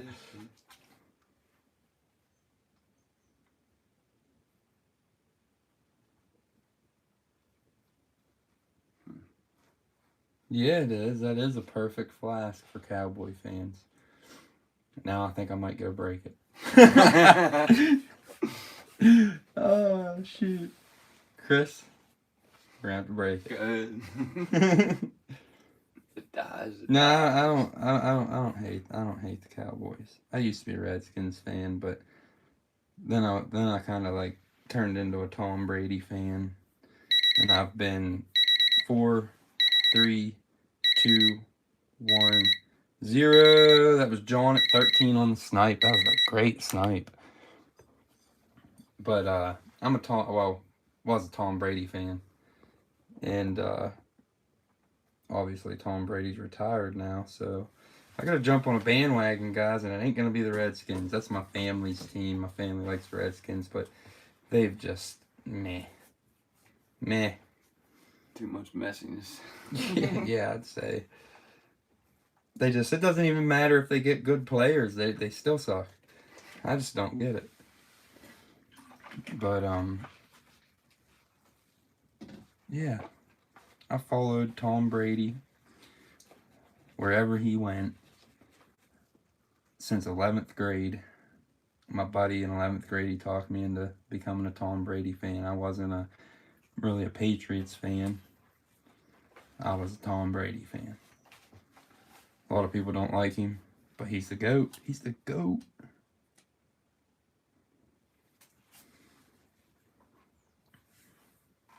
I want to like the Redskins because they're very local. I mean, Pittsburgh's local too, and I do follow Pittsburgh. I like Pittsburgh. Yeah, he was. He would have been great for the Skins, but just that's what happens to him, man. They got like the worst luck ever. Here you go. Look at this. Look how similar these two flasks are. We got that scarce Altamont Pure Rye from Baltimore, and here's the Hambro Distilling Company from Baltimore. Same exact style. That Union's pretty close too. Yeah, it is. Yeah, it is. I don't know where it's at. It's But we're not gonna run that Hambro. Here's one that came out the other day, and I know nothing about it. Haven't looked anything up on it. Coles Bros, I guess, is that E's silent? I don't know. Coles Bros, New York, registered. Nice monogram. This came out of an old boy's yard. He was digging his retaining wall out and found this flask. Capacity 8 ounces. It is blown in mold, probably around turn of the century. Nice little flask, though. One that I've not dug before. Coles Bros, New York. We're going to do an $8 start on the Coles Bros. Does have a little bit of rust. CLR should probably take that off. I didn't clean it super well. I usually have steel wool that I'll take over that rust and it'll take it right off. I'm out of steel wool. come on, man, I got a bunch to pick Yep, up. told top. Annie's at 8. Starting the clock. It's actually really interesting. Shoulder there. Strong's at 10, need 11. Annie's at 12, need 13.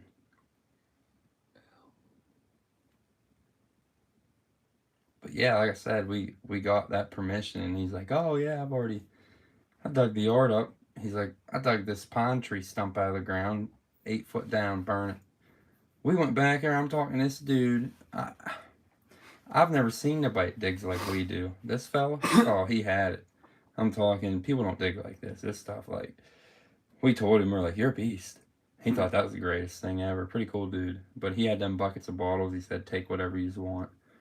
He didn't even want them. Strong's at 14 and 15. Oh, yeah, I'll guarantee you this is a glower. Definitely a glower. 3, 2, 1, 0. That was Eddie at 20. Eddie at 20. Yeah, definitely a cool turn of the century flask. Whenever I seen it in that bucket, I was like, well, I ain't seen that bottle before. Put that in my bucket. Billy didn't want it. I was like, you want that? No. I was like, all right. It's coming in with me then. But, let's keep moving on. What you got over there? I don't know.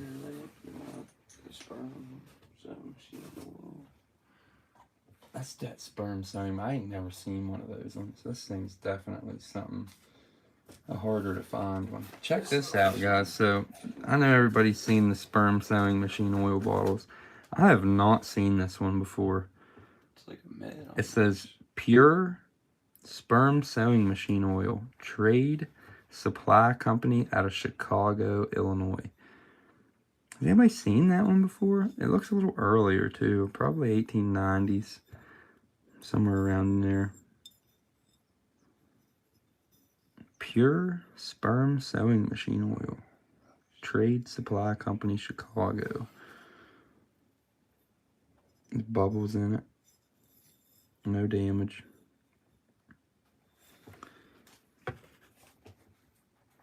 Definitely an interesting one. I've never dug one. Chris dug this one. Where'd you dig it?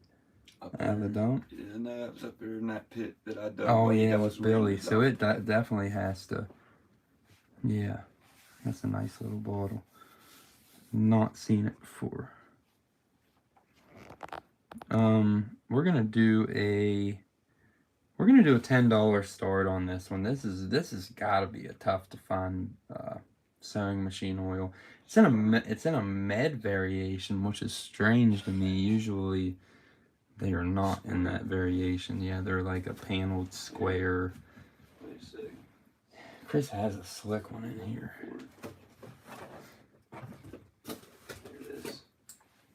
Yeah, normally they look like this right here. That's normally what a sperm sewing machine oil is going to look like. That looks like a med.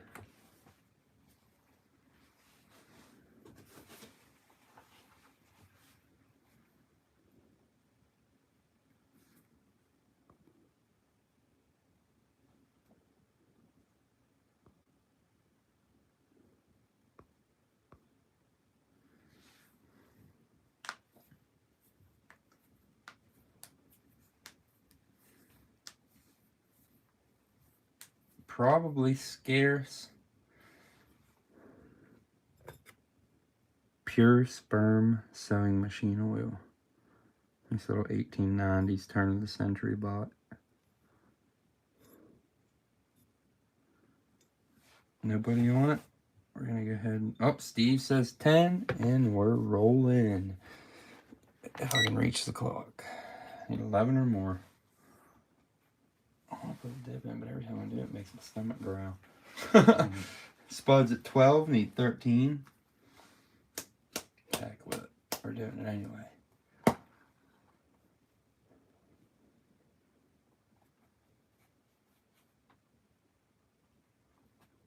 Thank you, Poopy. It's just thrown together, too. All it is two little light strips back there, and actually the back of a sign, a map that Chris got out of a clean out. Works nice, though. It sets the mood, right?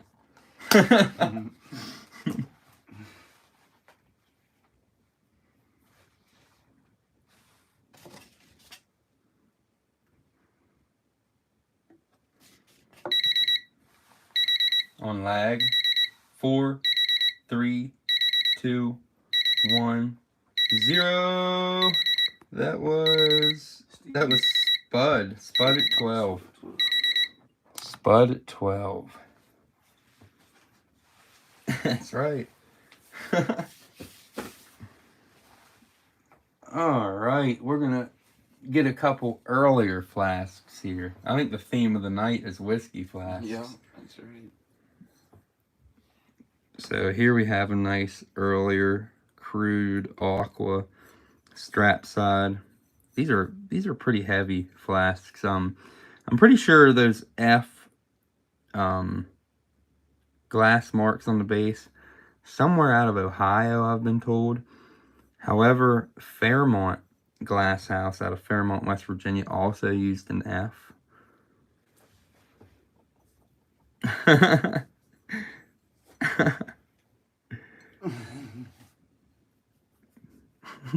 I don't leave stains. But really crude. Check out the lip. That's not damage or a chip or anything. That's just like a fold in the glass.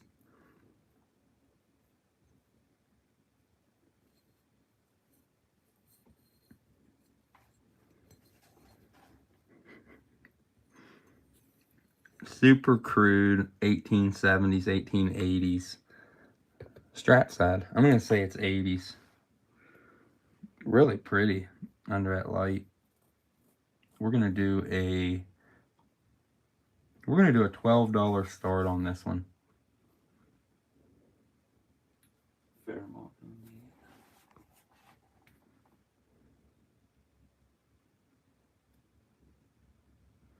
Fairmont or Indiana. And it could be either one being here. I mean, with us having the railroads coming through, it's hard to tell.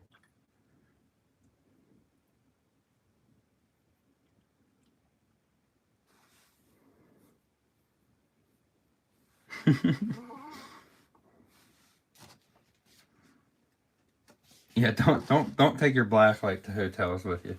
You might never want to go again. Last hotel thing I got, I stayed in the car. Yeah, Fairmont. Well, anything out of West Virginia, guys. So this is Fairmont.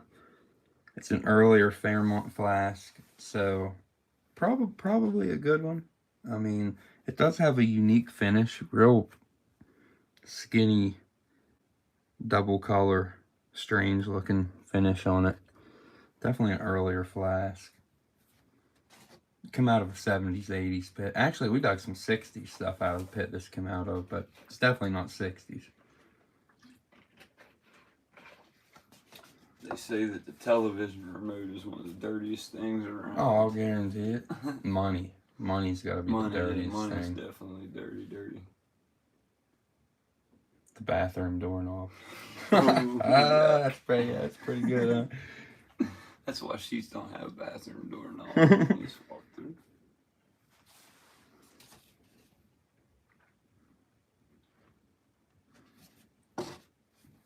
I still to this day have a habit of whenever I leave the bathroom, I try to open the door with my foot. I do too. I flush the commode with my foot. Yep. Same with everybody. What's up, Mike?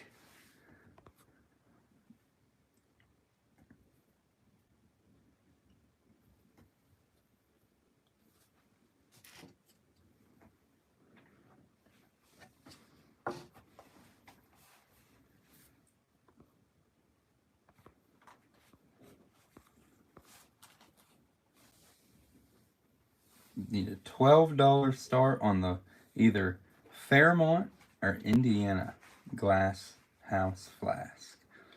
If it's a Fairmont, it's a better flask. It's just hard to tell. I'm not 100% sure. I'm not up to par on my glass house marks. I know some of them. I know a lot of the older ones.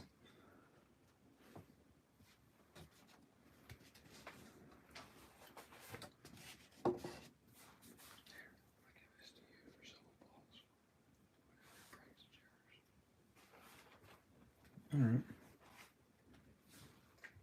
And then whatever else too, you know. It's just extra bonus.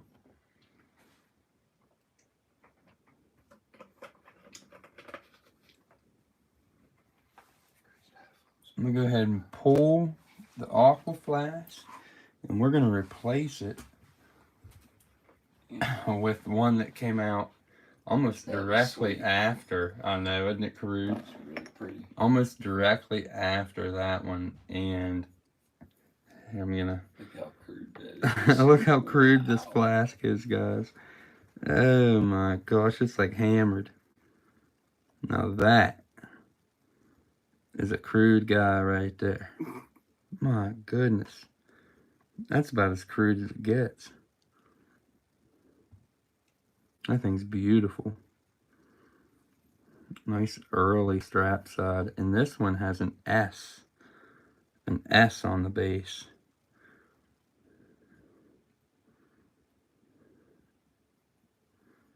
Wow, that is crude.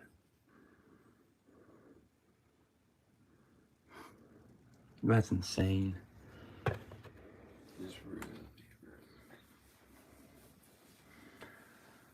We're gonna do a $20 start on this one. I'm guessing also 1880s, maybe late 70s.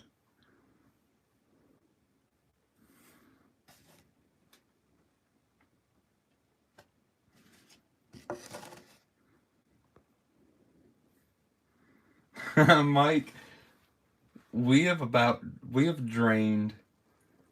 completely drained a town in 5 months.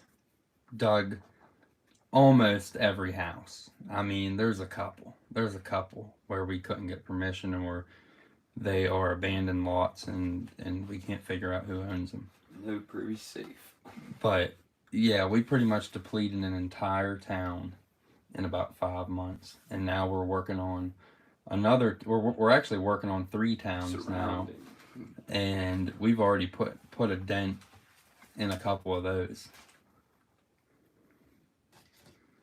My buddy bought a house and thought Mike's at 20, starting the clock. Need 21 or more. You guys already got them. Annie's at 22, need 23. This is a beautiful flask. Mike's at 30, need 31.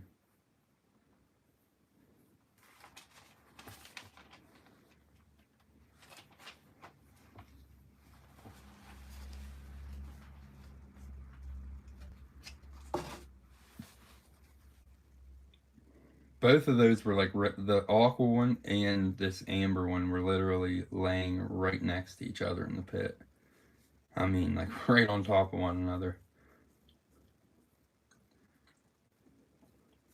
That's before the quality really mattered. Mm-hmm. Oh yeah, it would look sick tumbled. I'm working on that. 4, 3, 2, 1, 0. That was, yep, that was Mike at 30. Mike Buck at 30. Nice. We're gonna have to plan something though, Mike. Get you in a privy before we dig them all. I got a nice 1840s one coming this spring. It's nice though. We've oh gosh, we actually found a section of Cumberland, and we've pounded Cumberland, but we found a section of Cumberland that is actually, there's some 1860s houses there and a good many 1870s houses. So we've been over there messing around, working on it. We've dug probably 4 houses over there, and there's probably a good 50 houses in that section that need dug.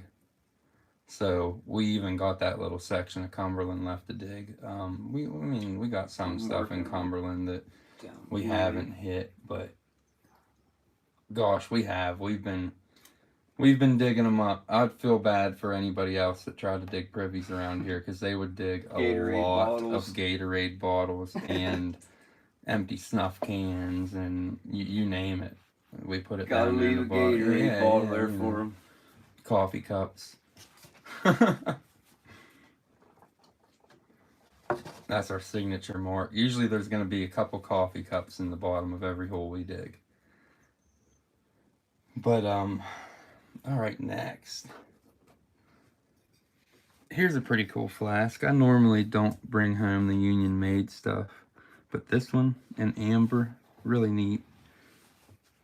This is a Union made trademark CBBA of USA. I don't even know what that means. Something bottle, something, I don't know. I'm not 100% sure what that means. But it is blown in mold, real crude. You can see the striations in the neck. There's the base of it. A triangle with an H in it. I don't know if I've ever seen that one before.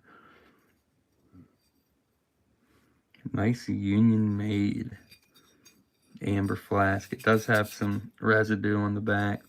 Probably nothing that CLR and a Brillo pad wouldn't bring off. Nice little embossed flask. Nice color on it too. Two-toned, real dark in the middle and bright on the shoulders. We're gonna do a $5 start on it. $5 start. What was it? H with a triangle.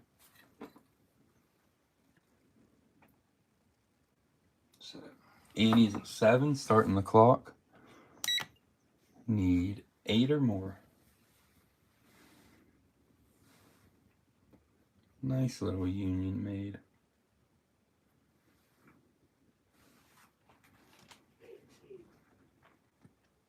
I do have an epic Union made flask. Actually, that Union bottle. The one with the floating bottles on it and the American flag. Blob and yeah, 20 slots, baby. $10 a slot. We're gonna sell a freaking $10 to $15 bottle. We're gonna do 20 slots, $10 a piece, and sell it for $200. $400 if you're somewhere else. Oh gosh.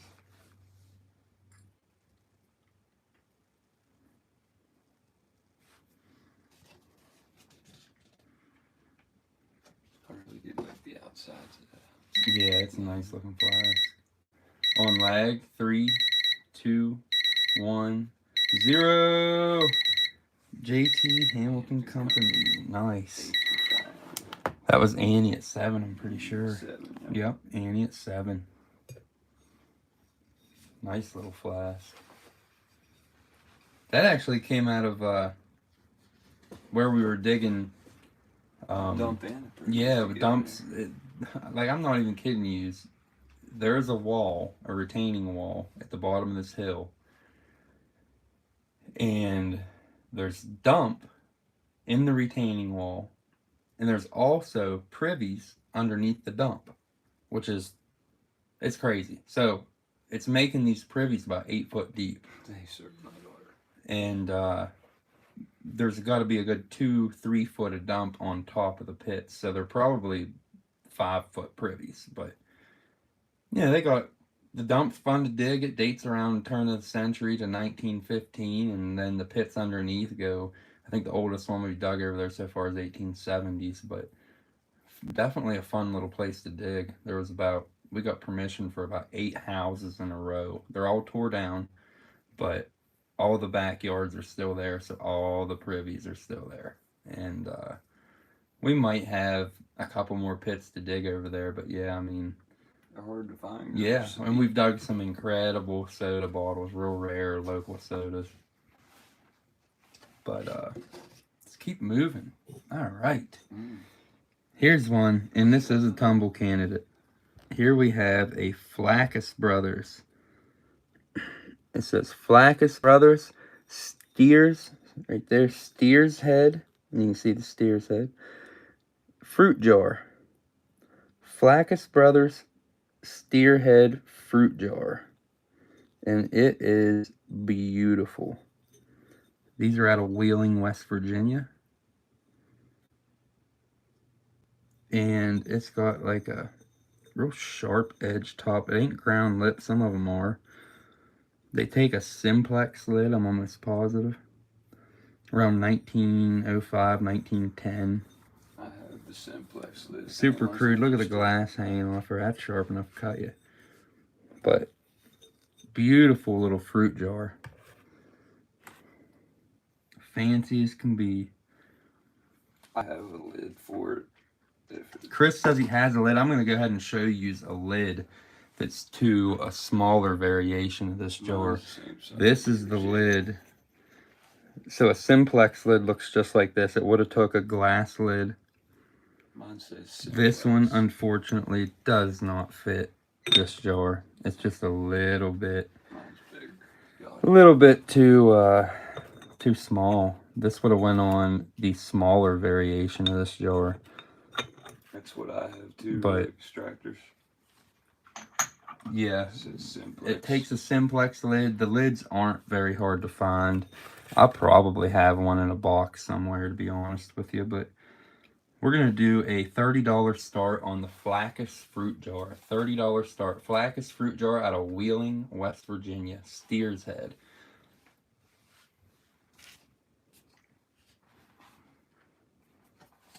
Idaho's at 30. Starting the clock. Eddie's at 35.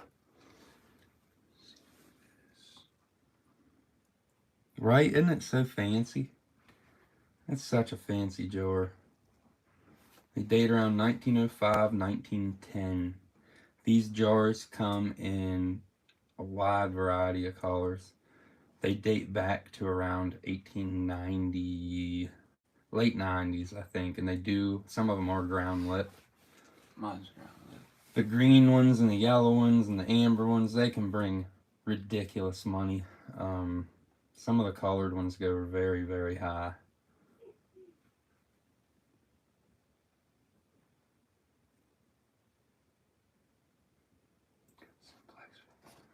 There's like three different flower designs on these jars. Some of the molds being rarer than others. Pretty sure some of these sell in the 4-figure range. On lag, 4, 3, 2, 1, 0. That was Eddie at 35. Nice, Eddie. And he's got the simplex lid for it. Heck Good. yeah.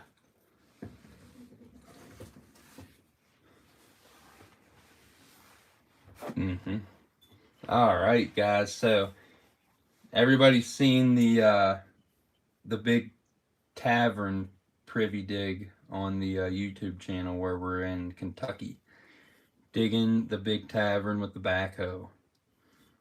Um, Chris was in on the first dig we did on it, and here is a nice, pretty sure this is like a 28 ounce. It says the John Kaufman Brewing Company out of Cincinnati, Ohio. I'm going to go ahead and show you the whittling on this bottle first. It is whittled to death. Ah, what a bottle. Beautiful 28 ounce applied lip. Look at that drip on the lip right there. Big old bubble. Big old bubble in the neck. Beautiful blob beer. 1880s. What a bottle. That's a nice one right there, guys. That one up too. That can't even fit the whole thing in the frame. We're just going to leave it like that. We're going to do a $20 start on the John Kaufman Brewing Company out of Cincinnati, Ohio. Applied lip. Super whittled. This is a really nice blob.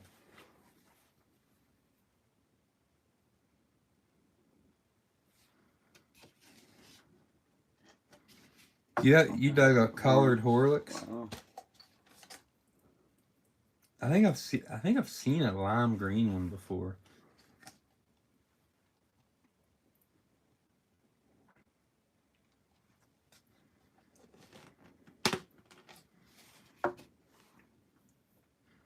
That's a nice jar though, Eddie. That's a nice little wheeling jar. Probably might even be able to get it clean without a tumble.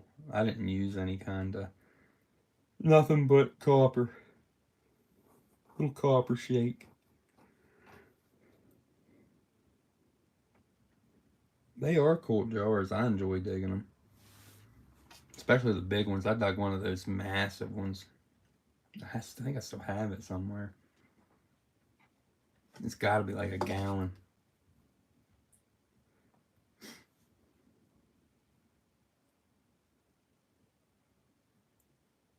Gene, the lid that I have doesn't. I don't know why. It's got to be to a flasks jar of some sort. I think there was a couple other jars that use those lids too, but I think that particular jar only takes a simplex. See, I've got a fruit jar that's really fancy. It's busted, and then I got the simplex lid that was on it. It's probably a flask, isn't it? It's all embossed. Like I all bet it like is. hot nail the whole way around. Mhm. You were with me when I found it at the dump. Valley Road. It was probably a flask, I'd imagine. It might not have been.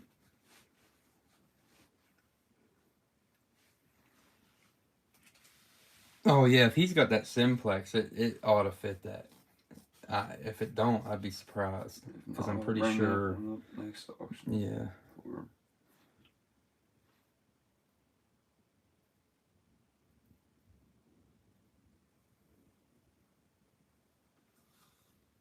Nobody on the court beer out of Cincy.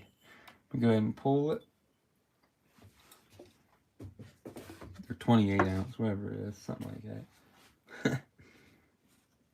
Flaccid. Oh shoot. Here we go. Here's one that came out of a recent privy. Cool.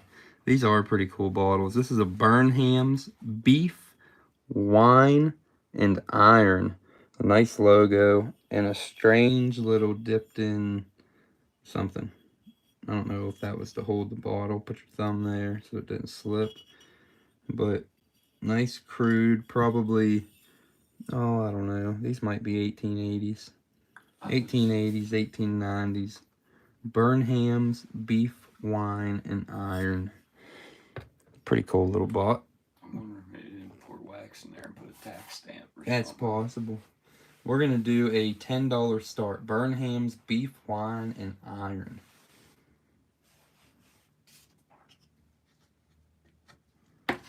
1880s, 1890s.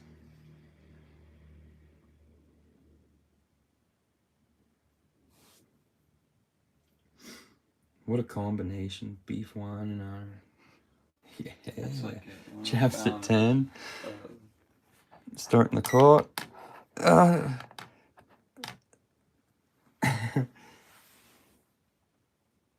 Need 11 or more. It was alcohol and beef.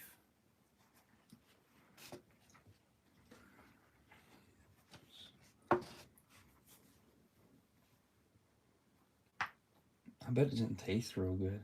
Mm-mm. If I were to guess. Probably irony. Probably tastes like beef.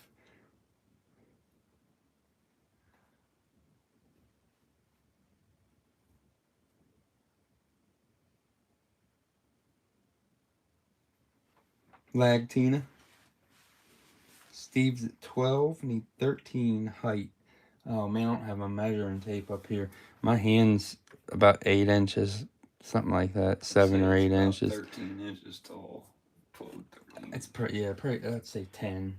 Around 10, 11 inches tall. It's pretty decent sized bottle. 4, 3, 2, 1, 0. That was Jeff at 15.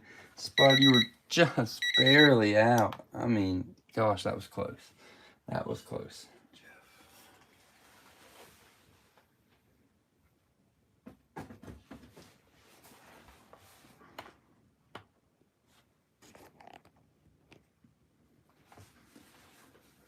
Okay, you got it there. Camps. Lydia. Yeah, let me see that. What's that? Bangor. Rough. I don't know about that one. All right, here we go. Here we have a Lydia E. Pinkham's blood purifier. The old blood purifier. It does have a wee little flake off the lip right there. Nice looking bottle though, and these are the harder to find Lydia Pinkham's variants. It is blown in mold around 1910, I'd imagine. Lydia E. Pinkham's blood purifier. It's a tougher bottle. It is a little stained and it's got that lip chip. We're going to do a $20 start. Lydia Pinkham's blood purifier. $20 start.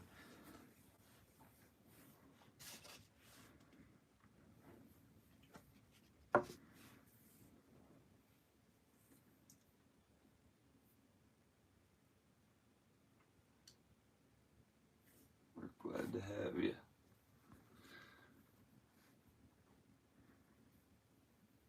About 1910, Tina.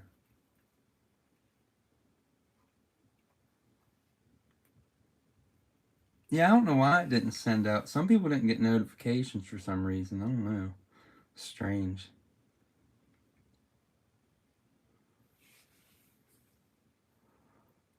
Lydia E. Pinkham's blood purifier. $20 start. This is the harder to find variation out of the Pinkhams.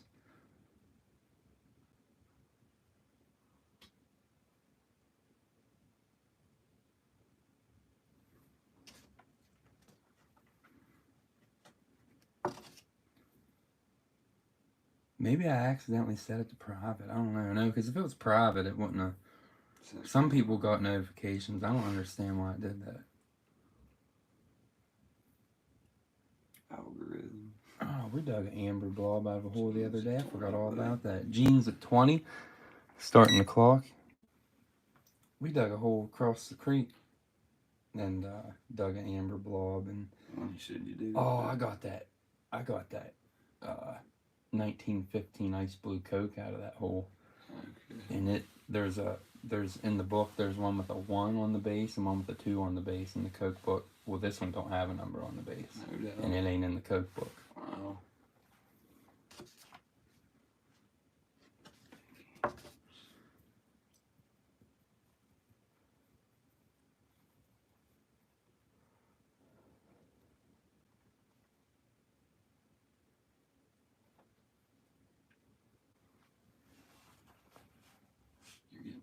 start gluing some stuff. Mm-hmm. Yep, it's starting to get a little darker out, gathering and be glowing them. Yeah, the chemical company's tough too, isn't it? Isn't it like slug plate, or not slug plated, but like paneled? 3, 2, 1, 0. That was Gene at 20. Nice. Nice, Gene.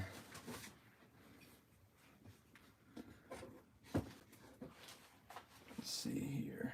I want to try to glow this. All right, here we go. I don't know anything about this bottle. It came in a collection. This is I think everything that we've sold tonight's been dug. This will be the first. No. Yeah, I think so. This will be the first non-dug bottle of the night. This is a Elrich's trademark. I don't know. I don't even know where it's from. This bottle not to be sold. It is a blown in mold crown. Could be rare. I don't know. Pretty cool looking bottle though. And it is purple, so I know it glows. And we're going to try it out. It's starting to get dark. Gotcha. Here we go. Let's see what it does. You might need to shut that door. I don't know. Does it glow? It glows. It's that white backdrop killing it, isn't it? Mm-hmm. Here, get the box. I guarantee it'll glow now. Mm-hmm. That's going to be the difference right there. Oh. Mm-hmm. Yep, it glows. Oh, yeah. It's a good glower, guys. Wow. Yeah, that thing glows real good. Dang. All right. Nice. That is a glower.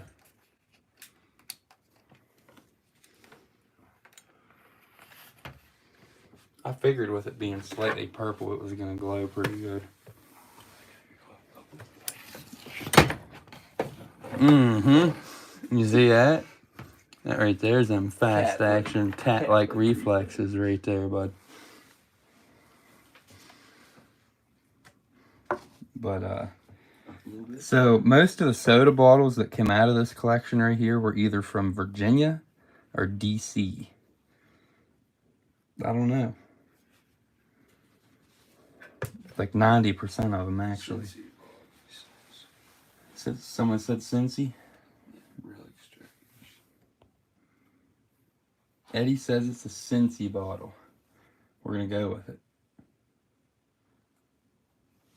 We're going to do a $8 start on the heavy glowing turn of the century 1905 1910 blown in mold crown top. It is purple. You guys probably can't tell right there with that bright light, but it's one heck of a glower. Nice soda bottle. Elrich trademark. $8 start. Walter's at 8. Starting the clock. Need 9 or more.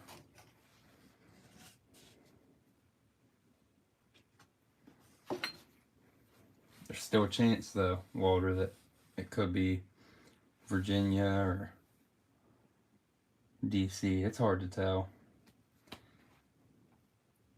I hate digging. When we dig them local like this and they don't have a town on them, it's like, there's so little information about the bottles around here that it takes a ton of research to figure out what they are. Lag, Tina.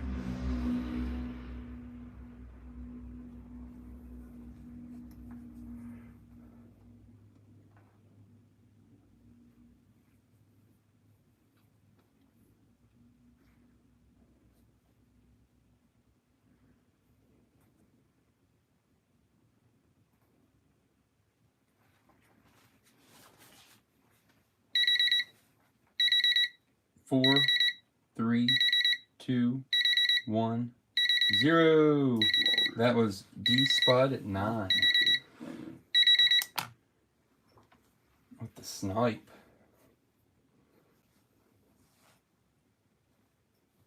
You could hear that car go by. That's pretty good.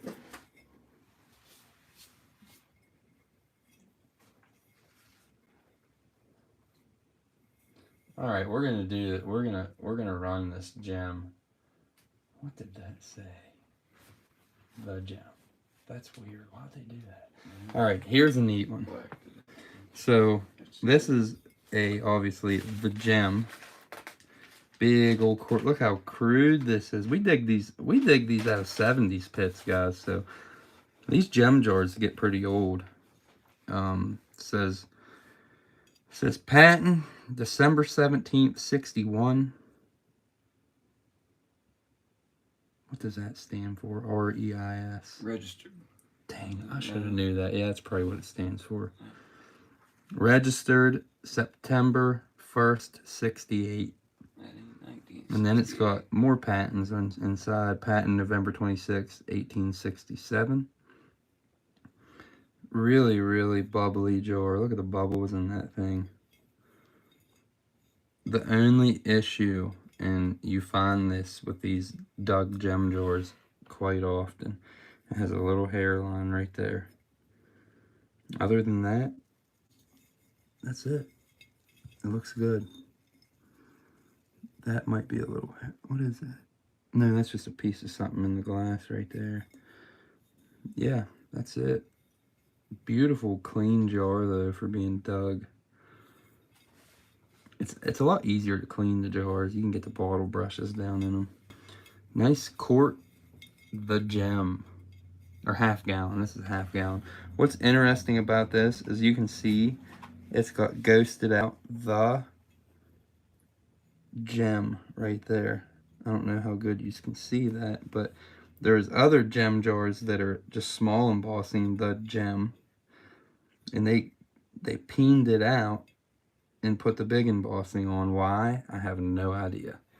You'd think that would have just been a money, waste of money, really. But they did it.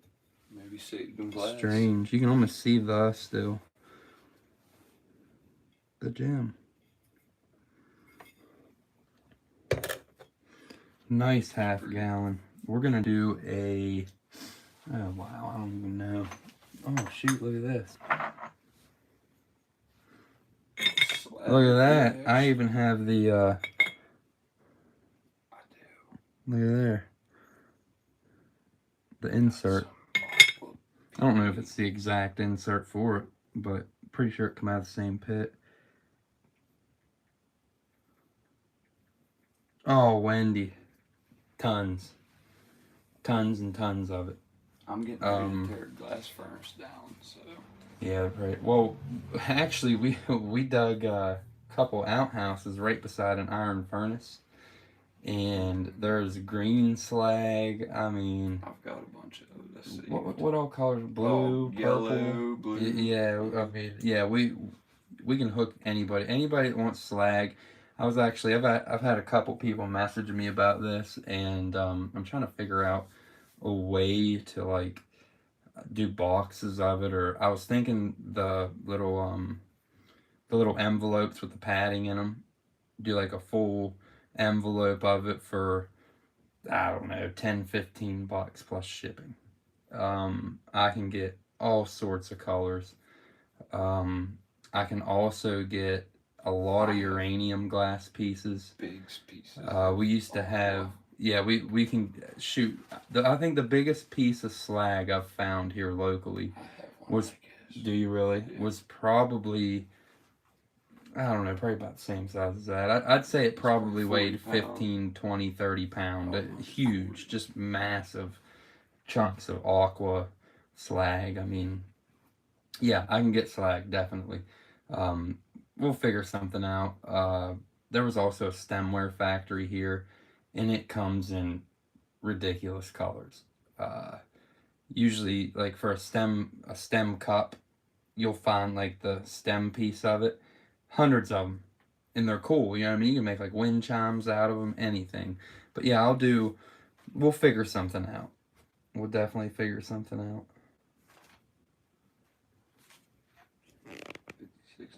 But third pound. There's actually a place that everybody used to party back in the day. They call it Glass Road, and one of the glass companies took all their slag up there and dumped it on this road. And when the sun's shining on it, it just flickers. Now they're just wee little pieces, but if you dig down every now and then, you get some decent sized chunks there. But yeah, definitely, we'll figure something out. Oh yeah, red slag's got gold in it. But so anyways, we're gonna do a $18 start on the gem, and I will add the insert with it. A gem half gallon with ghosted the gem behind it, which is strange. Don't know why they did that. $18 start.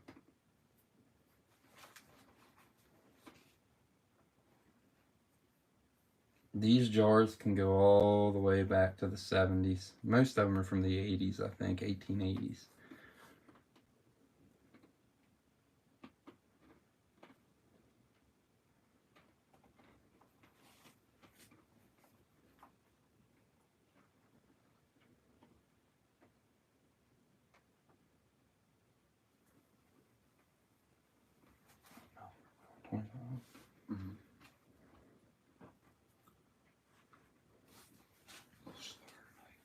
Everybody on the gem.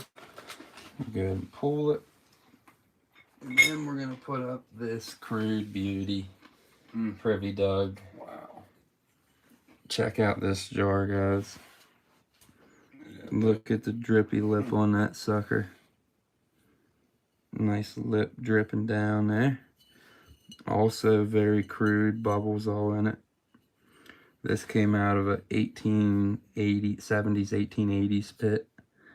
D&M. Pretty sure these are British. I'm not 100% sure, but pretty sure they are. D&M. Some kind of pickled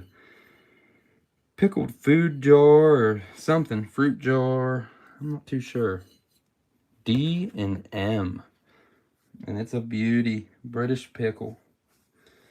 We're going to do a $15 start on this guy. It is crude. Nice drippy lip. Great looking piece.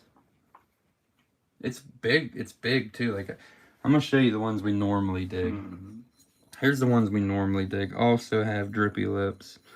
But there is the one we normally dig beside that one. This guy is a size that we do not normally dig. But yeah.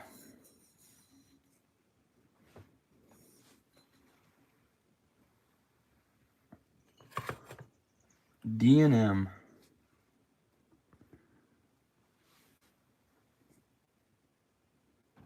Oh yeah, big kick up. Nice earlier one.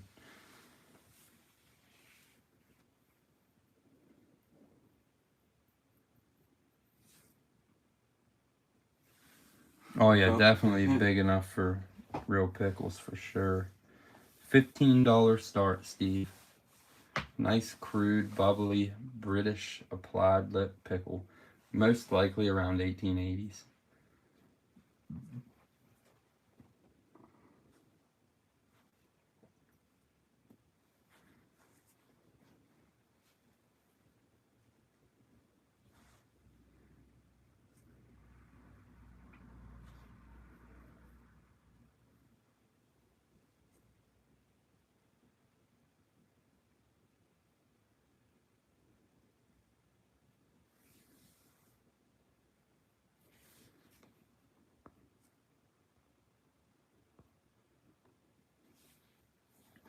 This is the biggest one of it. This is the biggest one of these I've ever pulled for sure. At least unbrewed. When I pulled this thing, I thought it was something stupid.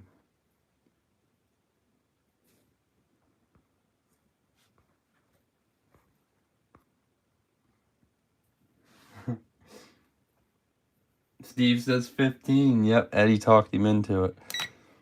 Need 16 or more. It's a nice jar. I'm telling you, you don't normally see them in this size. Not over here. Usually it's like the size that I showed you before, the little straight-shouldered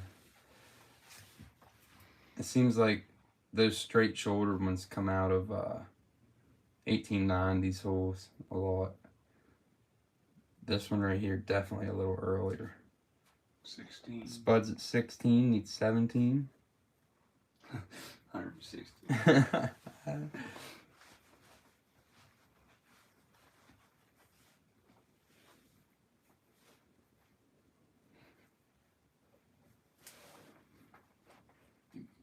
Somebody's message is being held for review. I don't know why it's been doing it. I never used to do that before. 18 spud. 4, 3, 2, 1, 0. That was Spud at 16. 16 odds. Spud at 16 on the jaw. For 161. Let me clean these out of here so I can use this box next. It's the most beautiful snake in the world. Crikey. You know, that used to be one of my favorite shows. Oh, yeah. I'm I telling watched you it all that. the Oh, I time. loved it. Yeah. Old Steve Irwin. He just didn't care, bro. Well, he cared a lot. Yeah, That's yeah, why- he that's just why wasn't he get scared. Close, but no, he wasn't scared, Scared at all. of nothing. No, you ain't gonna scare me away. Care if you have teeth. What are we gonna do? Run something local? Let's do it. Yeah. Here we go. Here's one. I don't let a lot of these local, harder to find small town bottles out, but you know what? We're gonna run one nice watermelon slug. John Krause and Company out of Frostburg, Maryland, with the monogram. She's a beauty. Blown in mold, registered on the shoulder.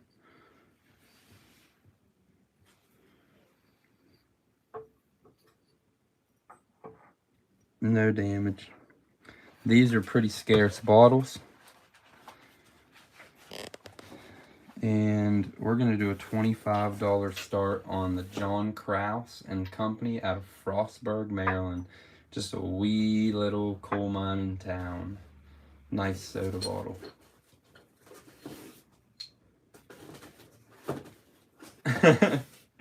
You're slurring your numbers.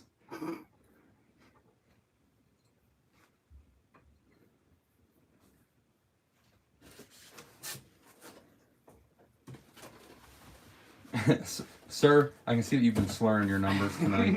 I'm gonna need you to take a written exam. Strong shoulders at 25, starting the clock.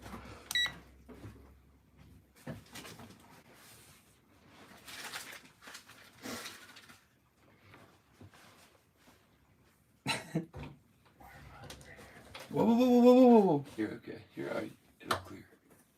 What's that? You got that thing on it. Oh. You're alright. It'll clear. Need 26 or more. This is a scarce soda bottle, guys.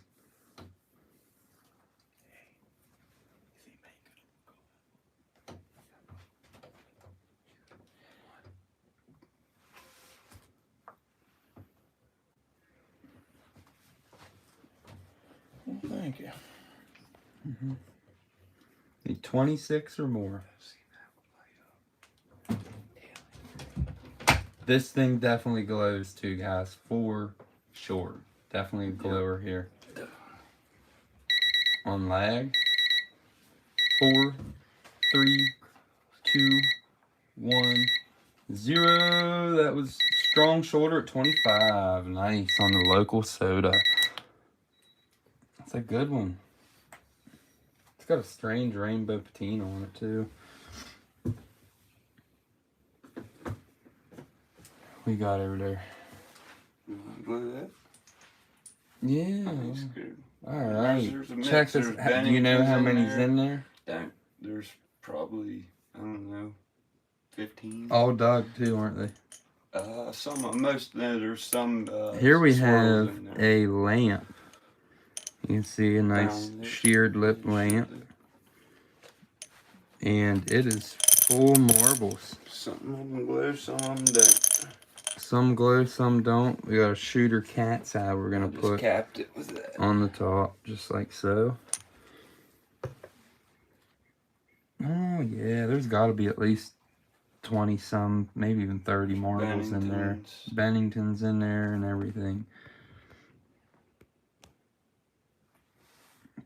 We gonna glow it? I'll guarantee it. Yeah. It glows. Yeah, let's get that black box real quick. Oh, okay. Yeah. Because you already know we're gonna need that daggone thing with that white backdrop. Alright, let's glow it.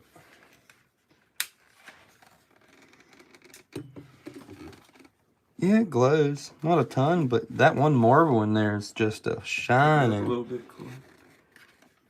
Let's see. Yeah, there's a couple of marbles. Yeah, that one marble in there is just shining big time. That's cool looking. I don't know what kind of marble that is, but that's wicked. Yeah, a few of the marbles glow. Definitely some glowing marbles in there. I like it. And the glass glows as well. Yeah, it's it hard does. to get. Yeah, you can see it glowing. All right. There it goes. Nice. What do you what pit did that lamp come out of? Do you remember? Yeah, it was the one me and Billy dug. Ooh, did it? Well, that's an earlier. Yes. That's an earlier. 1870s, 1880s, I think. Yeah, that pit went 70s, so definitely an earlier style lamp there.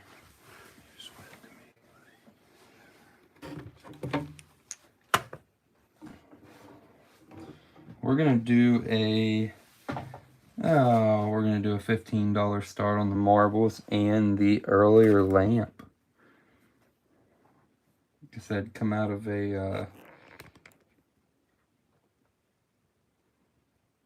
Idaho's at 15. Come out of a pit. There was some 90s stuff that come out of that pit, so it could be a 90s lamp, but that pit went back to 1870s. That was a good pit too. I wasn't there for it, but tell you what, I wish I would have been, because it would have been a good video.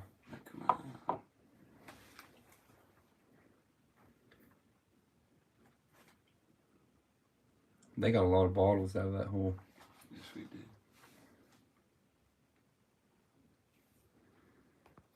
Need 16 or more. There's a lot of marbles in there, guys. Wendy's at 16, needs 17.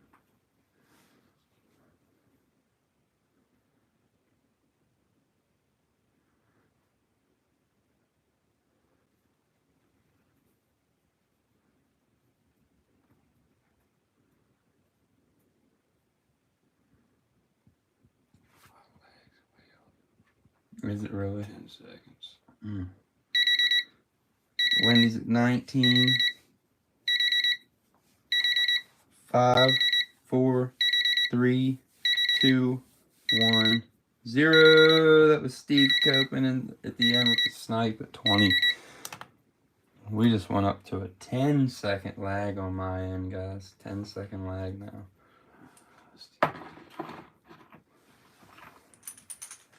What the Kraus go for?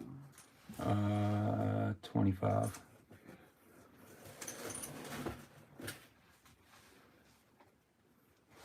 What's this? Long shoulder. Here we go. We're gonna run another blob. Here we have a that's Dine. J Dine and Company.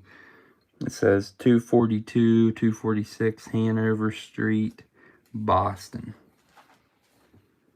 A little bit of rust up here where the bell was. 1890s blob beer. And I'll bet it glows like crazy. Let's see if we can glow it now that it's completely dark out without that daggone. Go to the side, buddy, is best, I think. Forward to the side. It's still that white backdrop kills it. Box. Yeah.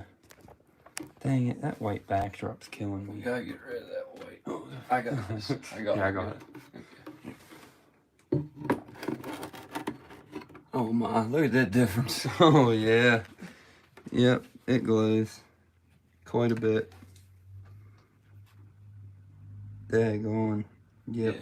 It's We a need to figure glower. out the right angle for all that. Yeah, I know. I'll get that figured out, Chris. Just have to get one of them, one of those flashlight ones. Yep. Mm-hmm. I tried today. Couldn't. I just gotta take a day off of being busy every day. Get it. And breathe for a minute.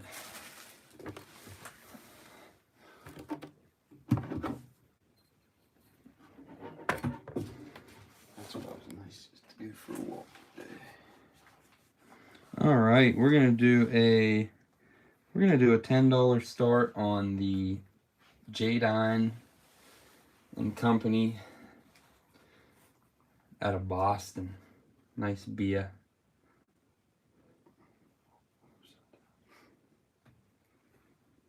Corey gift to Wendy.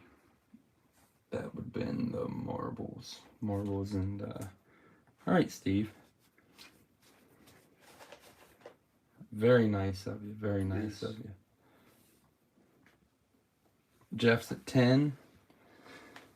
Starting the clock. Need 11 or more. And just put a thing on it, right?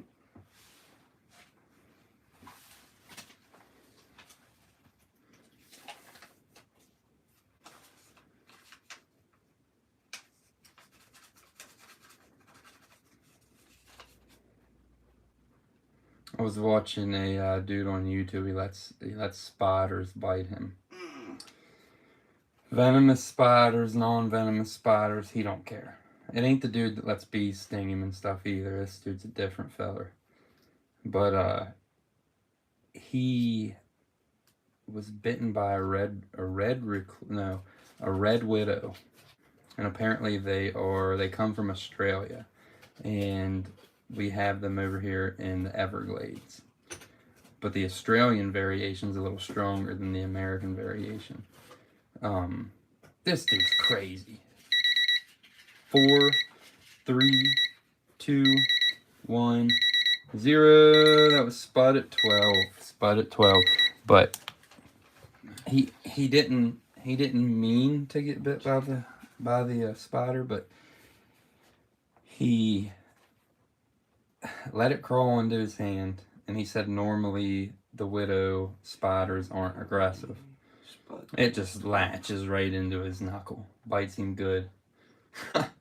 But they're beautiful spiders. But this dude's insane. If you guys haven't seen this guy, he's a knucklehead. I'm telling you now, it doesn't matter what spider it is, he lets it bite him. He lets the black widow bite him, and it messes him up pretty good. But he even explains that before the red widow bites him, you don't let it bite him. Before it bites him, though, he said that they have some kind of neurotoxin that latches to the receptors for the rest of your life, and still handles it like crazy, just nuts. I mean, I'm not afraid of spiders, but I don't like them. I'm not a fan. One thing I do not like. It's the one thing that we are constantly watching for when we go into crawl spaces is brown recluses.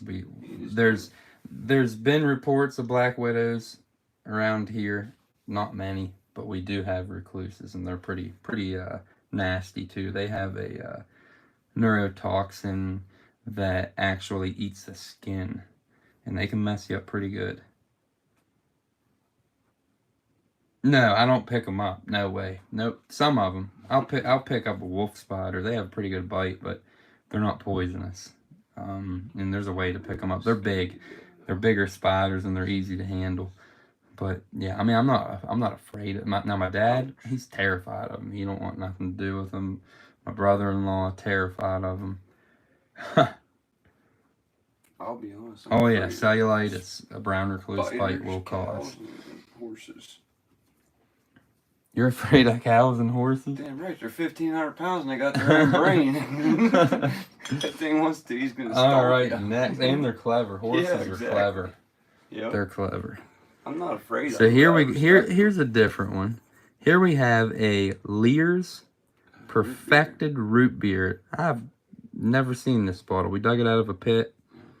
Before that, I'd never seen this root beer extract. It says Lear's Perfected Root Beer. Then it says contents makes 5 gallons. Lear Manufacturing Company Limited, Philadelphia, PA. And then it says sole owners and manufacturers. This bottle is embossed up like crazy. It came out of a pretty old pit. You can see it's smooth base, like a little earlier for a root beer extract. I'd say it's late 80s, early 90s at least. Looks like a hires, very much so. And I've never seen it before. Lear's Perfected Root Beer. We've dug the Bryants. They actually come in amber too. But yeah, first time I've ever seen this one. Embossed up real good. Nice looking bottle. Pretty clean for being Privy Doug. Go to a $12 start on this one. $12 start. Lear's Perfected Root Beer.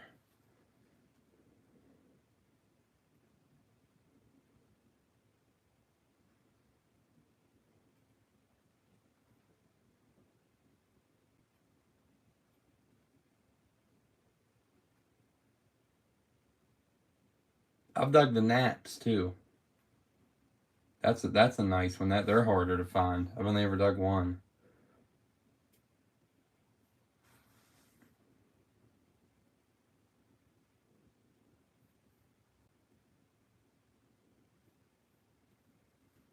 Yeah, the Naps is a cool bottle. That's a nice one.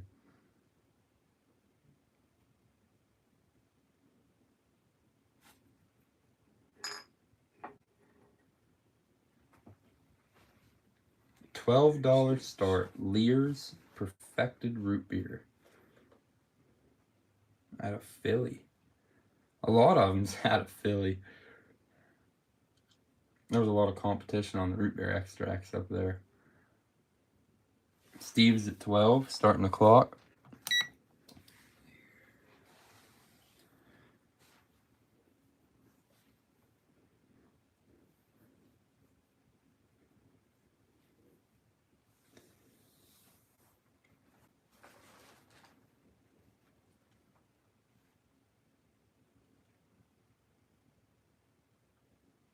Need 13 or more.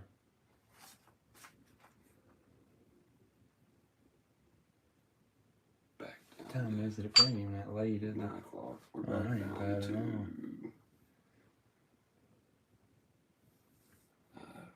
yeah. Is it high? No, I'll tell you in a second. I'm hitting 20 Huh? right now. About 8, 10 9 seconds. Yeah, Mm-hmm. 8, 9, 10 seconds. I thought you meant the lag was 20 seconds. I was like, holy crap. No.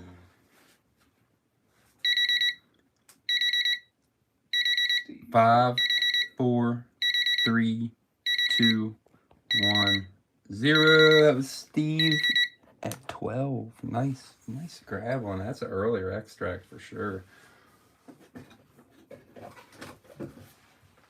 I have to get up off the throne and see what I got floating around. Oh, that's a cool bottle.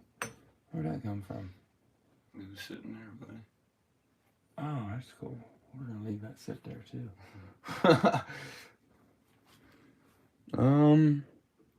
Yeah, let's see what you got over there. Kilmer's smaller. Yeah, we'll do that. Yeah. All right, here we go. Here we have a Dr. Kilmer's Swamp Root Kidney, liver, and bladder cure out of Binghamton, New York. It is blown in mold around 1910. The cures are older than the remedies. Could be around 1905. It's early 1900s. And it's clean for being Privy Doug, I guarantee it. Look at that thing. It almost glows. Pretty bottle. We're gonna do an $8 start on the Kilmers. $8 start on the Kilmers out of Binghamton, New York. That's where I broke that wrist. Binghamton, New York. Did you really? Mm-hmm. Spuds at 8, starting the clock. Chris broke his wrist in Binghamton. Daggone. Took a piece of you. Steve's at 10, need 11. Dead. It needs fixed again to this day. What, the bone's dead? They replaced the bone and it died again. Need 12 or more. Yep. So I need it replaced again. That's why. Steve's at 12, need 13. Well, you just take a bone out of a cadaver, cut bone off. Well, they cut bone off my arm and put it in there, but really? Yeah. I know they can. I'm pretty sure they can take a bone off of a cadaver, can't they? As long as it's not. That's where I'm at with my ankle. Is if I break my ankle again, I gotta have a cadaver ankle put in. That's why I quit racing.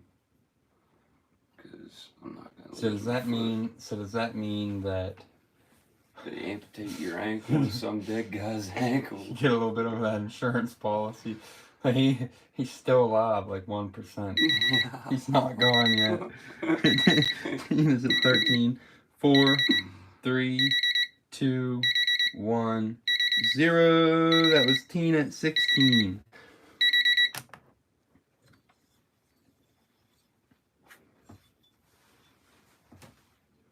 So you don't have any cadaver bone yet, but you're probably gonna have to. Yeah, I will have to eventually. That's why I quit racing. I think they make titanium stuff too, though. Yes, they have all kinds of placement stuff. Dad's got like a titanium hip. I don't have the money for it. I spent all the titanium on the motocross bike. Yeah, there you go. Oh, here we go. I like these little bottles. They come out of early pits. Yeah, little tiny bottle. All right, here we go. Here we have a Davis and Miller druggists. It's cool. Out of Baltimore. And this came out of a 70s pit. 1870s. Nice squared, earlier looking lip. Davis and Miller druggists, Baltimore. Little 1870s bottle. And then I think this one actually came out of the same hole. This is also a Davis and Miller. It says Davis and Miller Perfumers. Perfumers. It's kind of lightly embossed. Baltimore. So 2 different variations of the Davis and Miller. This one's more on the 1880s side of things. The aqua one's definitely earlier. So we have a Davis and Miller Perfumer and a Davis and Miller Druggist out of Baltimore. 1870s, 1880s. Nice bottles. We're going to do a $15 start on the pair.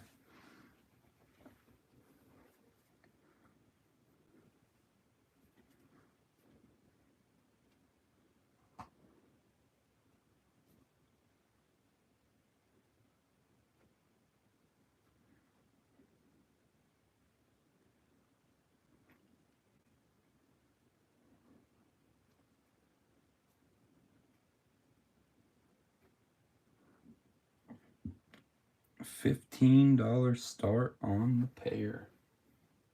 That's a nice little combo too. It's cool that they're same company, different name, different drugs, different type of bottle, yeah. She was back in the day. Oh, Davis and Miller's got some really, really nice Ponald stuff.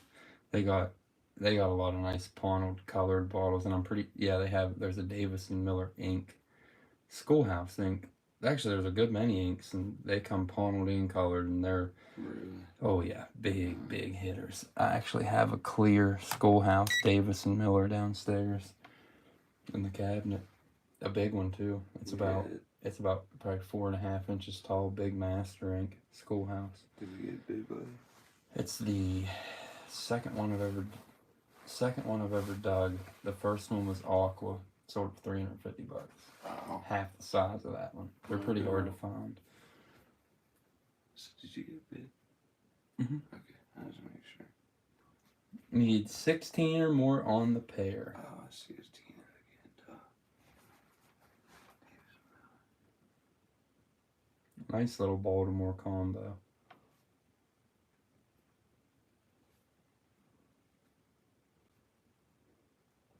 Haven't seen Gina tonight though. She'd be after these, I guarantee it. She's missing out on the Baltimore stuff.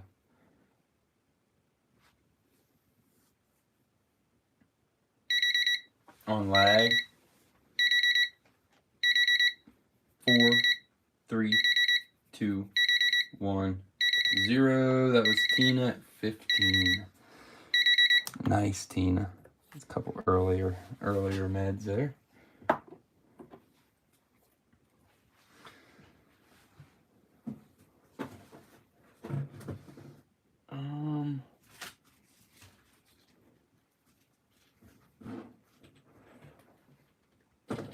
Let me see.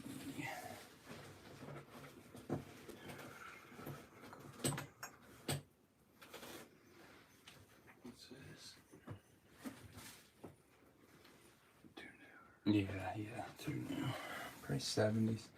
All right, here we go. Let's do something open panel. Here we have a little rolled lip. Super whittled. Check out how whittled that thing is. Whittled to death. Nice. Open panel. Yep. Nice 1850s, early 1860s.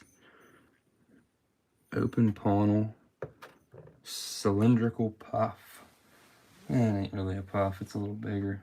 But nice little open panel bottle. We're going to do a $10 start. $10 start on the little cylinder open panel.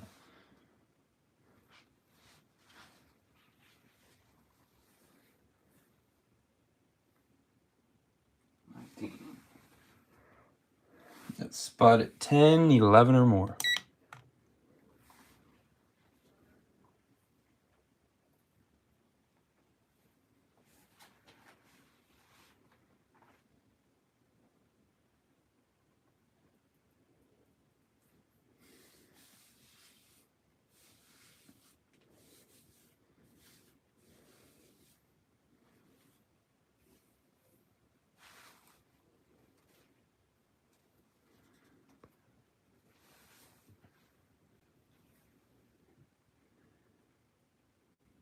I don't know why it just held that comment back, Steve. It just flagged your comment saying that you're holding your pennies.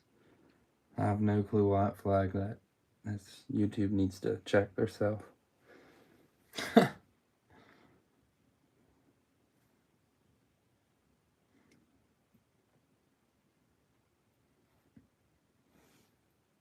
Could be a safe word. Team is at 22. 3, 2, 1, 0. That was Tina at 22. Tina at 22. Nice panel puff. Sorry, I got more. I got some more. I don't know if these were inkwells or what they were, but here we have a 12-sided applied lip. This has definitely got some haze in it. Privy dug. Open panel. Check it out. I'm guessing these were inks. We've dug them out of, there's actually a couple variations of inks out of Wheeling, Virginia that are paneled that are the same shape. Laughlin's, actually, they were. Nice open paneled, Civil War era, sided, possibly an ink bottle. We're going to do a $10 start. $10 start on the 12-sided open panel ink or utility.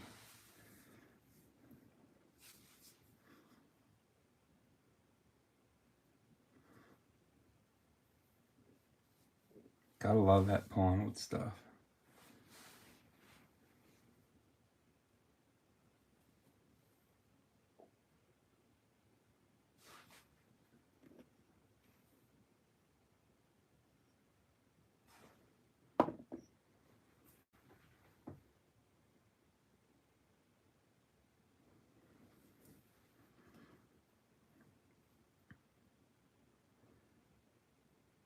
Tina?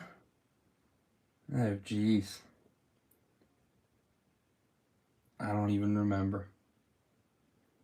Every now and then, like, it's, the pits here are strange. They'll be 18. Usually when we get into an 80s hole in the town that most of this paneled stuff come out of, there'll be a couple open paneled bottles in the bottom of it. It doesn't really necessarily tell me that the pit was that old. They could be late throws. I don't know. They could have cleaned it out in the 60s and got all the plywood stuff out of it and left a couple. But I'd imagine it probably came out of a pit somewhere in West Virginia. Spud's at 16. Crap, I didn't even start the clock. Clock's rolling.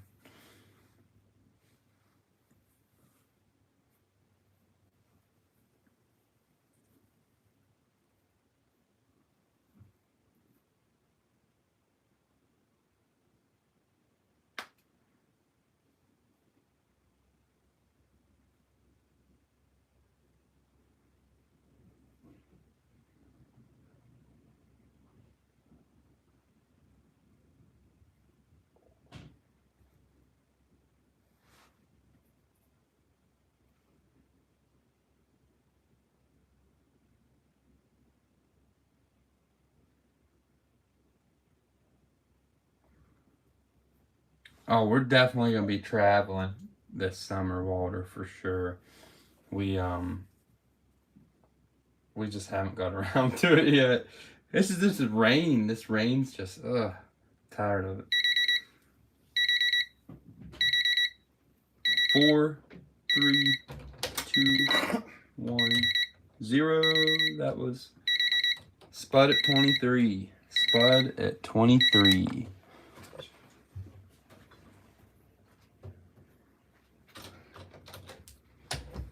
Spud at 23 puff. On that 12-sided, yeah, some kind of puff.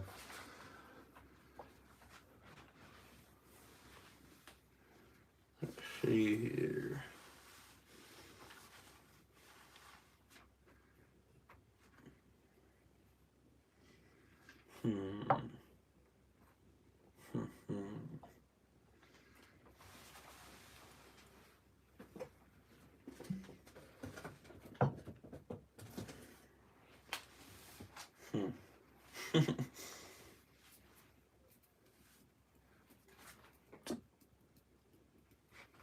Yeah, we'll do some kind of. Yours.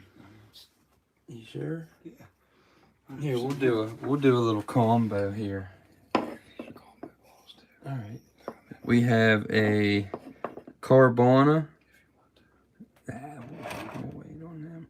Carbona Products Company. Carbona is what we got here. You know what that was made for, right? Because people was burning their house down using gasoline to wash their clothes, and that was created non-flammable so people wouldn't burn their houses down. It is Carbona Products Company. Carbona. Nice sided bottle. And then we have a Calvin's cough syrup out of New York. This came out of an earlier pit. Calvin's cough syrup out of New York. Probably 80s. Mm-hmm. Nice little combo there. We're gonna do let's do $10 start on the pair. $10 start on the pair. That Carbona's clean as can be. It's got a little bit of a root where I didn't get it scrubbed out. But is there a root in it? No, just a little mark of a root where the root laid. It'll come with a brush, come right out. So clean. The age of that sided bottle, probably around turn of the century. Yeah. What's going on here? Water, is that 26 for another? That had to have been for the last one. What did I say? $10 start. $10 start on the pair. Nice little pair here. Nice little combo. Oh, gotta get them fingers cracked. My ankle's the one that cracks on me here once in a while.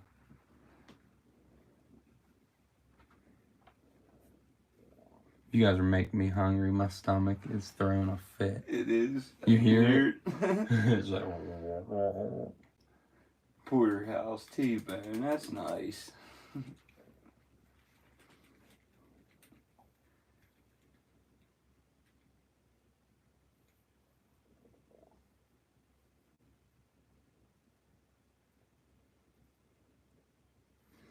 Nobody on the pair.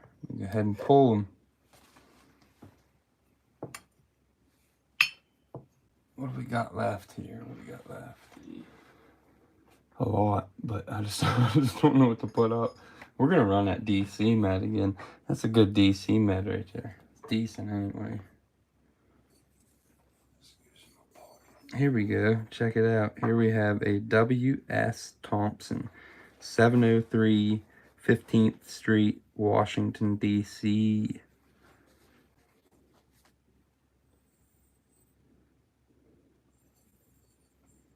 Is it DC? Mm-hmm. Nice DC drugstore. We're gonna do a $10 start. $10 start on the 1890s DC drugstore. Nice little bot. And I'll guarantee you it glows, no doubt. It's a glower for sure. Jeb's at 10, starting the clock. Need 11 or more.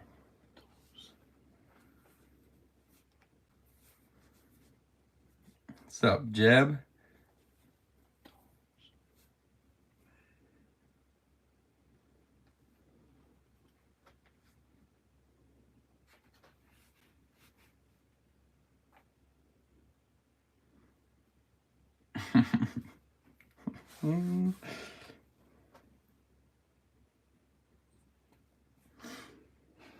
You see what I was laughing at? I'm trying to keep it PG though.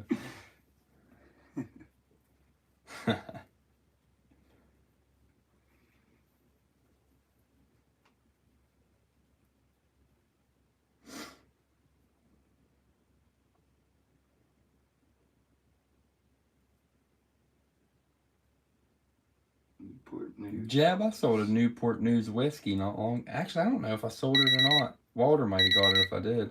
Corey, you know. 4, 3, 2, 1, 0. It's Jeb at 10. Oh, the clock's trying to die on us there.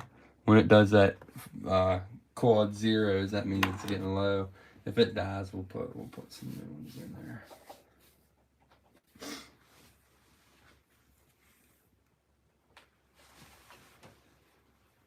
Oh, that's a really nice, pretty Baltimore bottle.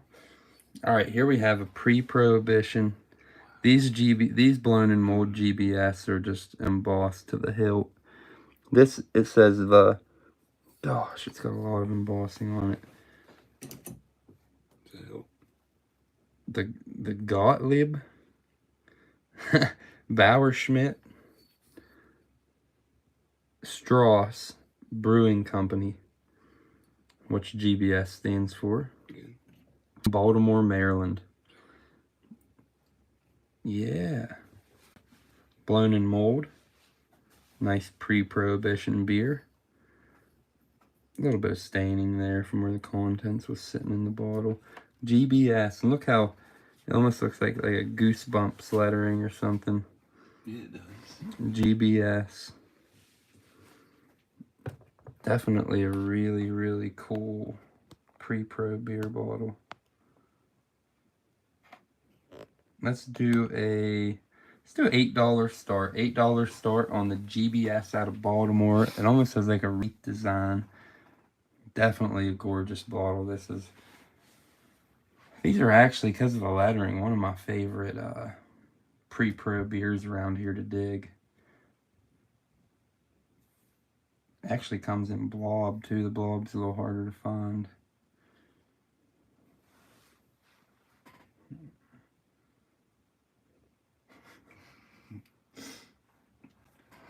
That's a real 3-cent bottle. I can't auction for you. I'd let you. Oh, yeah, that for sure. Mm-hmm. Is that a true 3-cent bottle? That's a little newer there. So it's 3 cents just for looks, bro. I don't know. I mean, it's still probably 1950s. Yeah, I just picked it up because it's at 3 cents. What the hell, 3 cents?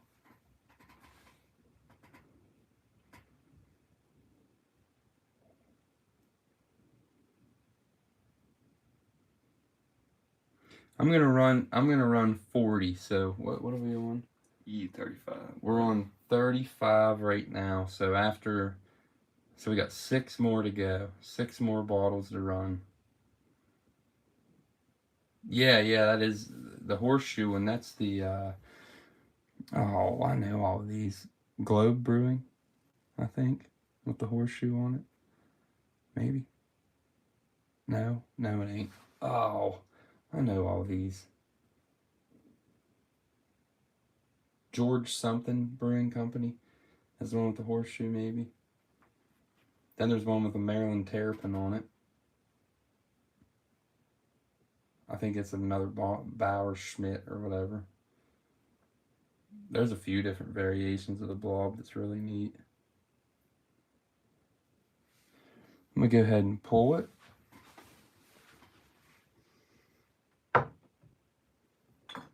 These cracked. Lip chipped. What's this? What's this? So many bottles over here. I don't know what's what. That's an earlier Jamaican ginger. It came out of 70s pit.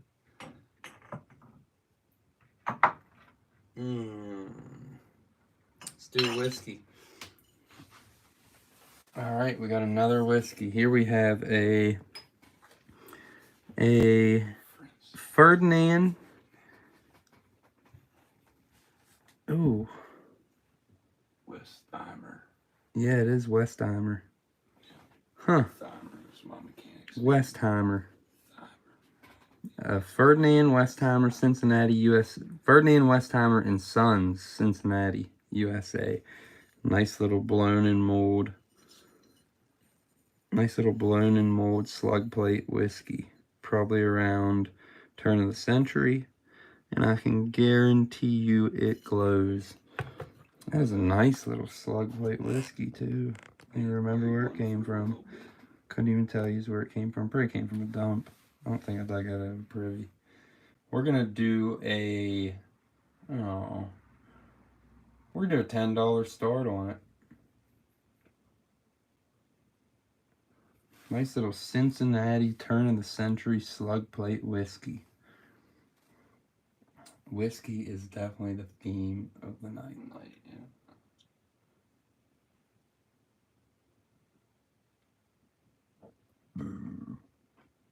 I'll save the rest of them for next time. Whatever, but yeah, that's cool.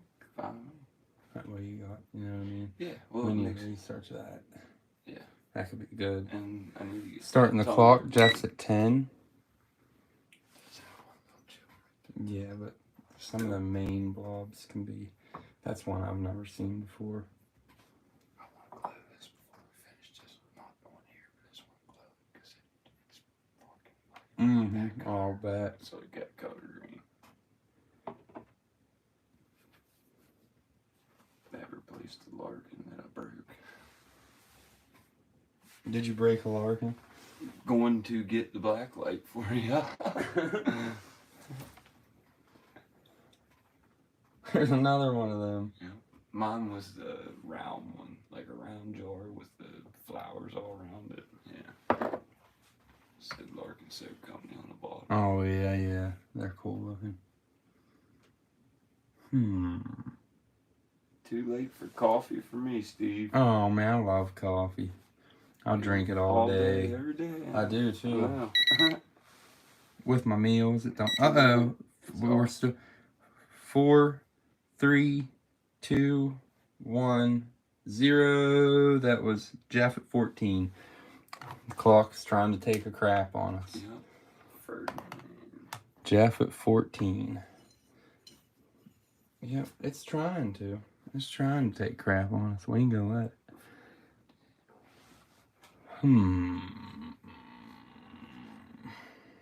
Let's see here.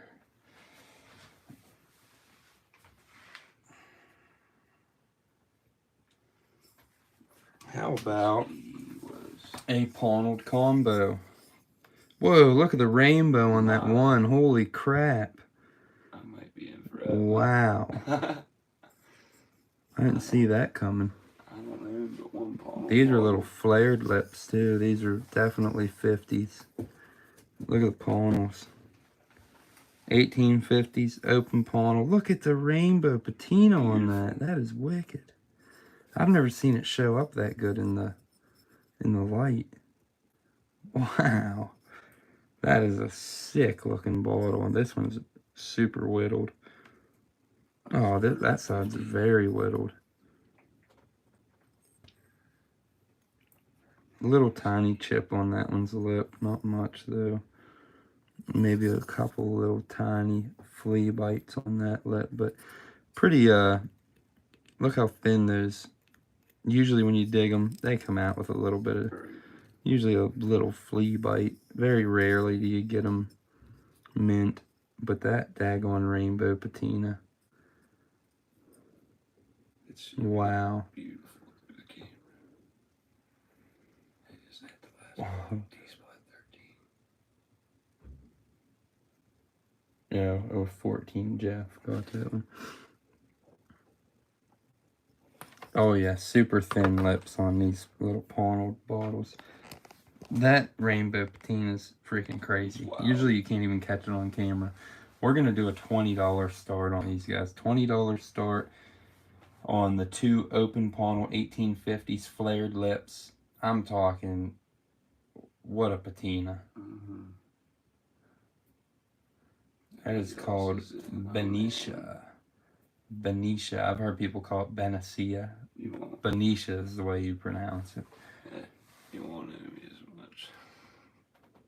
Oh, you are, aren't you? Oh, Chris says 20. Chris wants that Benicia bottle. Oh, he's in it. I don't have any pawnel bottles yet. That's my Really? thing. No, I've got some Fairmont pawneled stuff. Some purple, like the purple pictures that are pawneled. Oh, yeah. Newer stuff. But I don't have anything. Them things, they're probably $20, Steve. 21. 21 or more, Steve. 21 or more.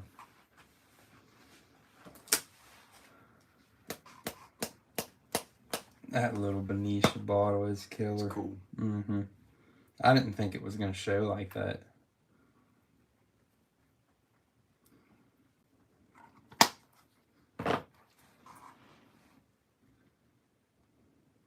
Lips are fantastic. They're pretty good, Wendy. I mean, maybe a couple little flea bites here and there, but it's normal.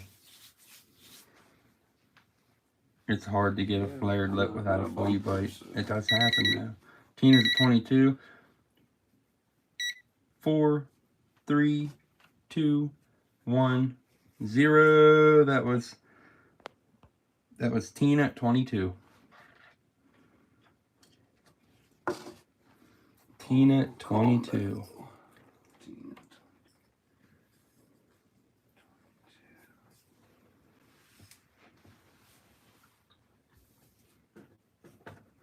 Nice, Tina. I got some big towels I'm gonna put in between these. I'm sweating. I actually got hot for a few minutes. Yeah, I mean it ain't super hot up here, but dang on, I'm definitely sweating. 3 more, Bubba. All right. Those are our giveaways. Let me search. What, light on? Nah.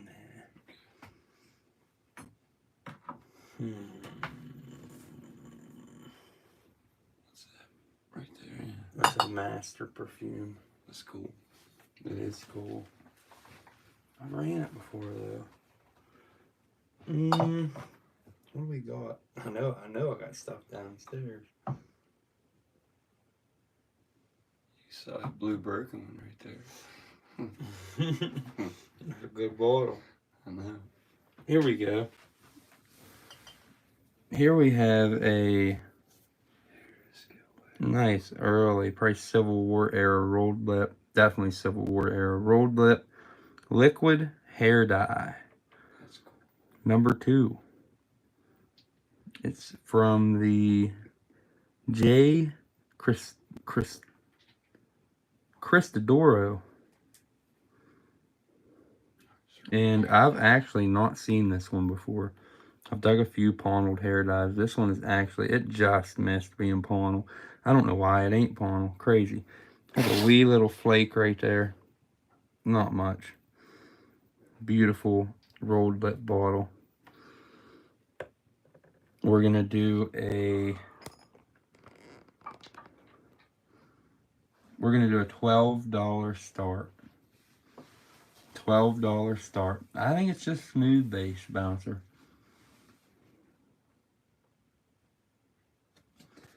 $12 start. This, I looked it up. I tried to research this one, couldn't find it. So is it misspelled? Steve's at 12. Steve's at 12. This could be a hammer. I don't know, guys. I tried looking it up, asked a few people, nobody told me anything on it. And with it being a Civil War era bottle, like I said, some of them hair dyes, a couple $100 if it was pawned.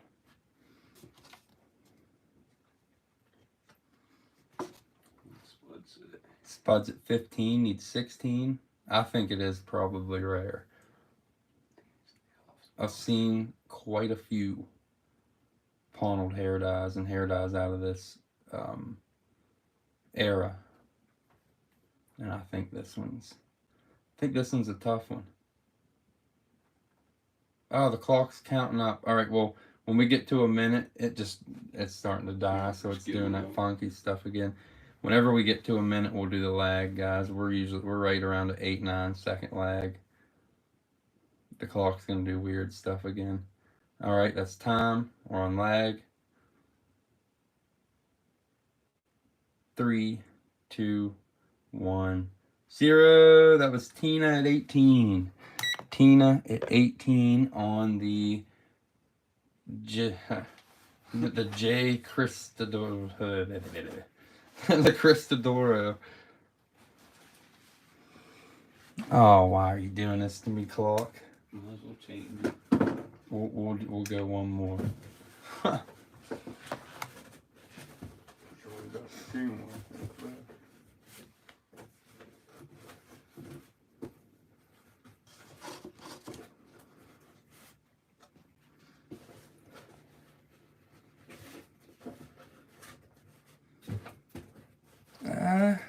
I don't know. I know they had some crazy products back then. It probably actually made your hair fall out. Yeah. Probably had opium in it. Yeah. Cannabis and alcohol and chloroform. Nobody knows why it had opium in it, but you know, if you wanted to get high, stuff. if you wanted to get high off your hair dye, you know.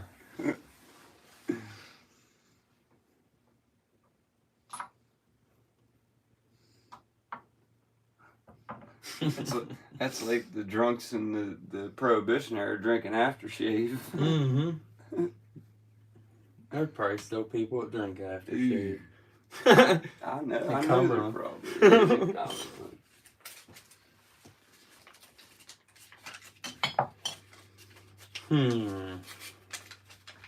We're gonna try to make these last couple decent ones.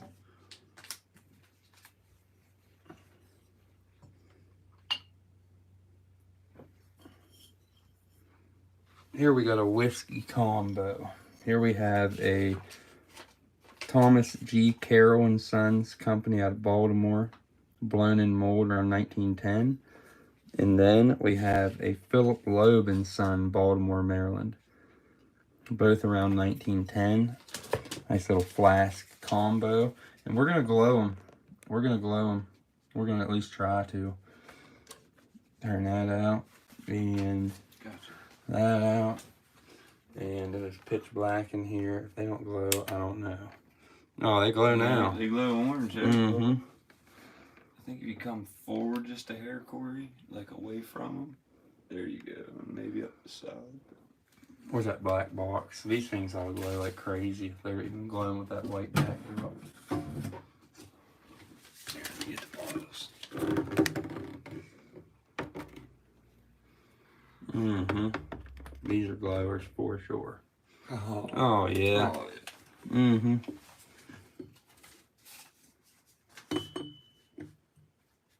Nice glowing bottle.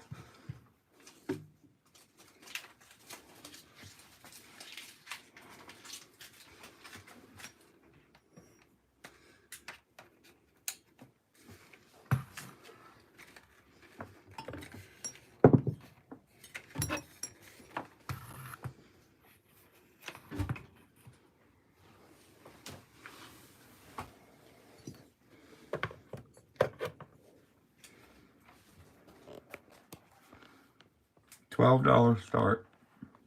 $12 start on the pair.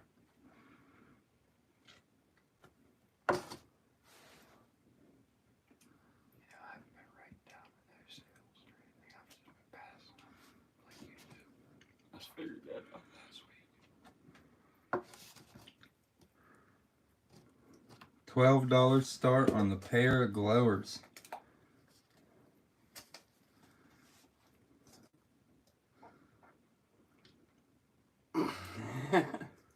Thinks his cooking is comparable to dog food.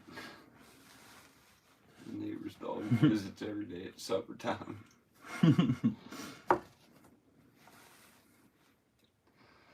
As long as he don't lick his butt after he eats. Yeah. He's trying to get the taste out of his mouth. That food.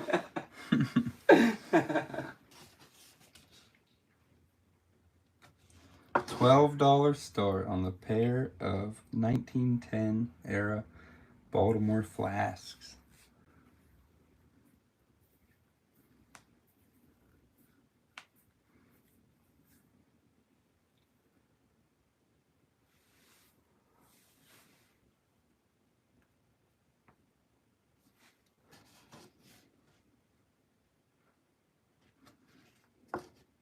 Nobody on the Baltimores. Go ahead and pull them. Let's see here. You know what I'm going to do? I'm going to run this extremely rare. I've had quite a few big hitter bottle collectors check this out now. And this is unique color. It is a Liam Perrins Worcestershire sauce in gasoline, yellow, citron. Just a ridiculous color. You just don't see Liam Perrins this color ever. This is a good one. Came out of a 60s, 70s pit. Super, super crude, drippy applied lip.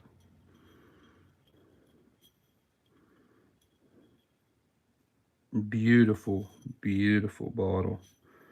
This is a hammer. Excellent color. Look at the color on that thing. Unreal. Can do an $80 start. I can guarantee you, you will not see another one of these. It's a tough one.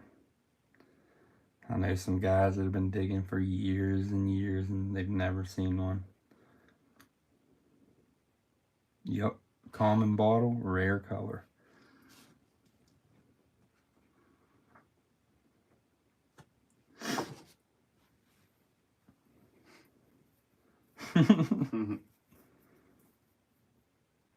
Oh yeah, this is a killer. This pit, the pit this come out of went back to Civil War, so definitely an early one.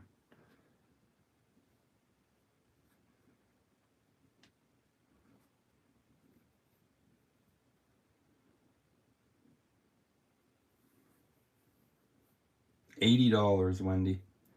I was wondering. It's bouncer. It's a, it's like a toss up between both. It's like right in the middle. Yellow, Definitely a very unique color. A lot of these bottles are imported from England. This is a British bottle, and even my British people never seen one this color. It's a good bottle. It's probably nobody's.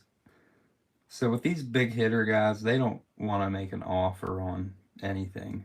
So for me, I've never seen one of these sell. I don't know what to ask for it. So these guys won't offer you a price. They want it, but they want you to give them a price. So I just don't even, I'm like, nah. I'll just sell it in the auction. Or keep it. Keep.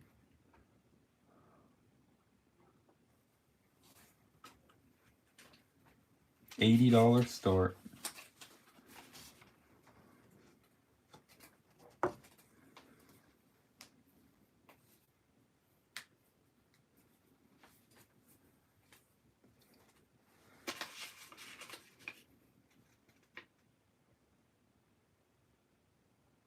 Oh yeah, definitely. It is almost like a chartreuse. Yeah, it's a good. That's a good. That's a good color for it. Chartreuse. I like it.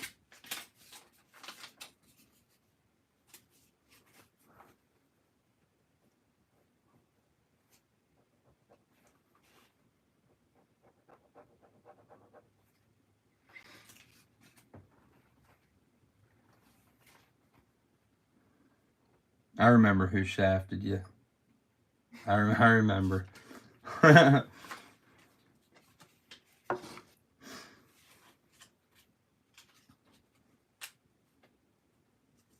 Oh yeah, it definitely is a looker. I'm gonna go ahead and pull it, and let's see. I'm gonna run ACL. I wasn't gonna run it because I don't know if I've ever seen one before. Let's go ahead and hit that light switch real quick, please. Here we have a cocktail beverages, the finest cola in town. So I'd imagine this was just localized to Martinsburg, West Virginia. This is a Martinsburg, West Virginia ACL. It says cocktail beverages, Martinsburg, West Virginia. Contents 9 fluid ounces. This is probably a pretty hard to find ACL. And I mean, the graphics on it are like perfect. Cocktail beverages.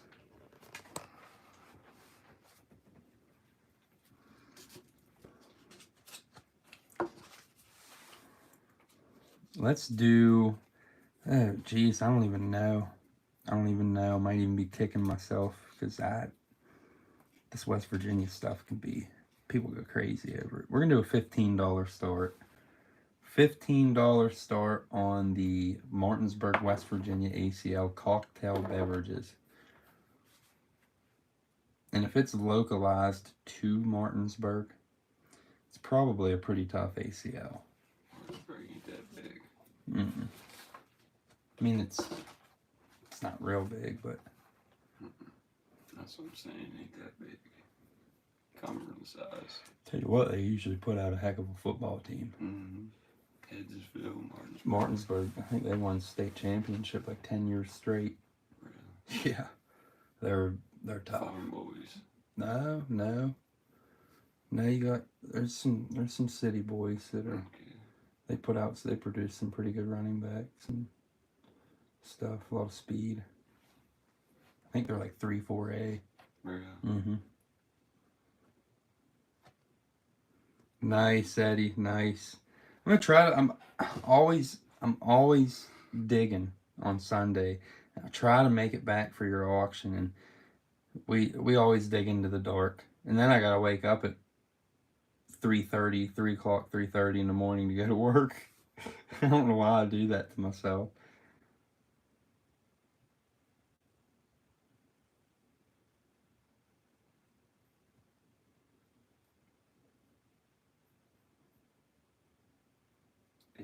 You know what? We're gonna do it. We're gonna do it strong shoulder. We're gonna start it at 8. We're doing it. Need 9 or more. Need 9 or more. This could be a hammer, guys. I just don't know. I'm not. I need to be more schooled on my ACLs.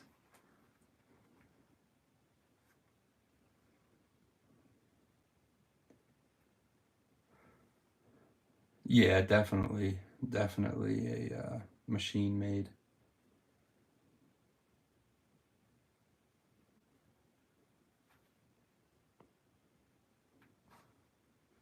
All right, Tina, you have a good night. Really appreciate it. Yep, thank you.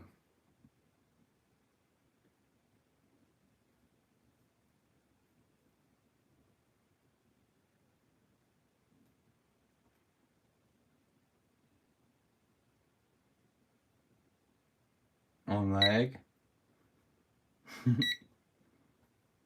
4, 3, 2, 1, 0. That was strong shoulder 8. Nice, bud. Nice. 2 more. 2 more bottles, and then the giveaway.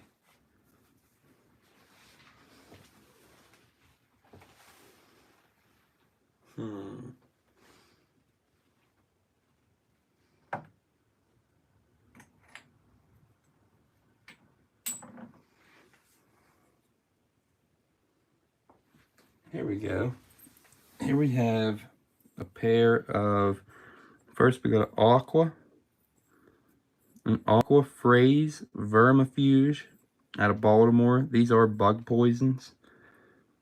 I don't know why they weren't ridged or anything. I don't know. Maybe they weren't toxic to humans. Who knows? And then we have a clear one. Phrase vermifuge out of Baltimore. Nice little bug expellers. I thought it was a worm expeller. Yeah, it probably is a worm expeller or something. The one on the left came out of an 80s, 90s pit. The one on the right came out of a turn of the century pit. A clear one and an aqua one. And these are considered poisons. We're going to do a $10 start. $10 start on the pair.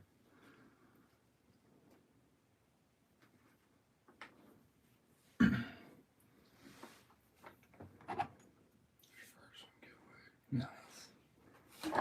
Second giveaway.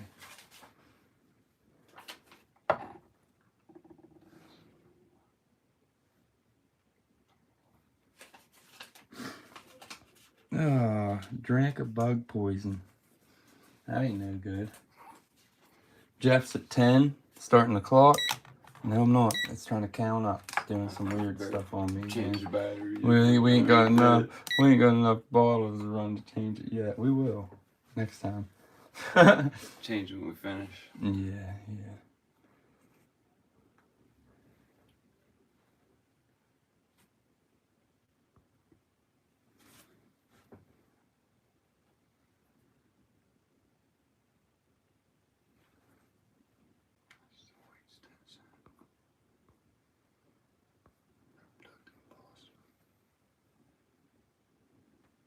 All right, Eddie. I'm going to try to make it tomorrow, my man. I'm going to try. I don't know. It is Mother's Day. I don't know what we're doing because it rained all day today and we just kind of went out on an adventure, but we do have some prisons to dig. 13, sub Corey. Headhunters at 13. Need 14.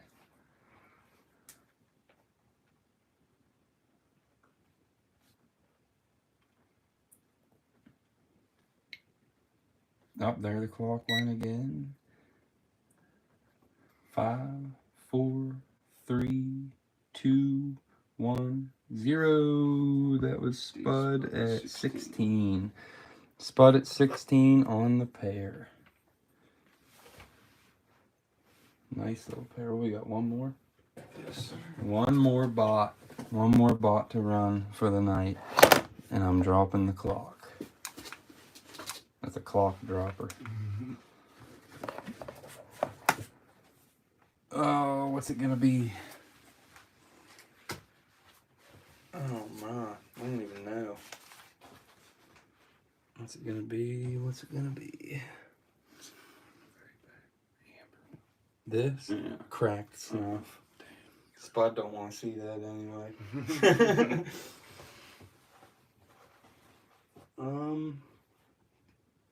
You got 2 big shoe flies back here.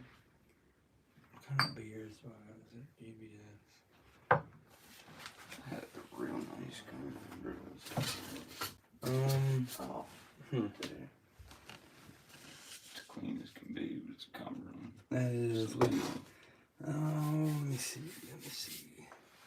actually, that could be a 3rd giveaway. There. Bam. Good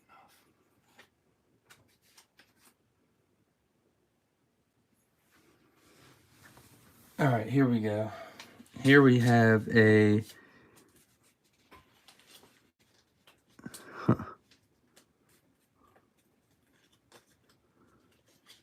That is hard to see. Mouse and that. I can't tell if that's a L or a U.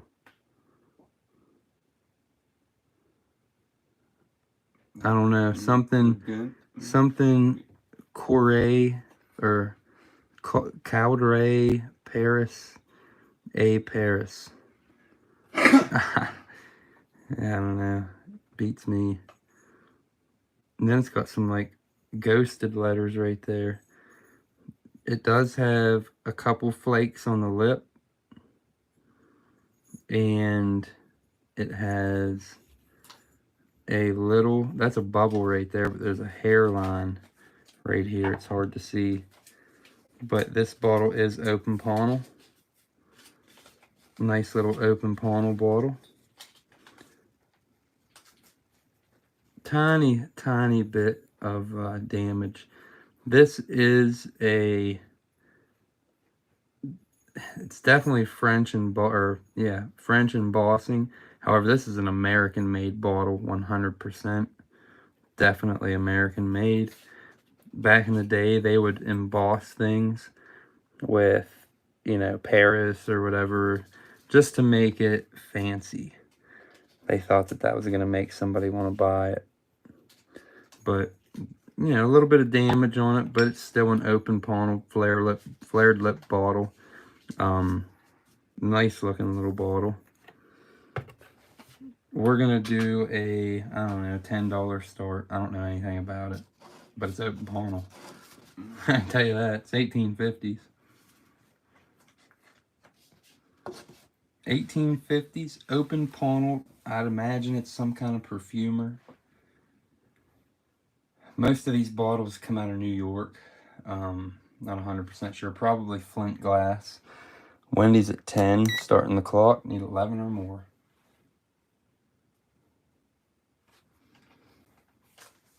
You don't see open panel clear bottles near as often as you do aqua and other colors.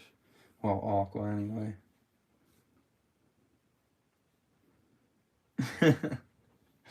Oh, bouncer. Undie stains. Headhunters at 11, need 12. Yeah.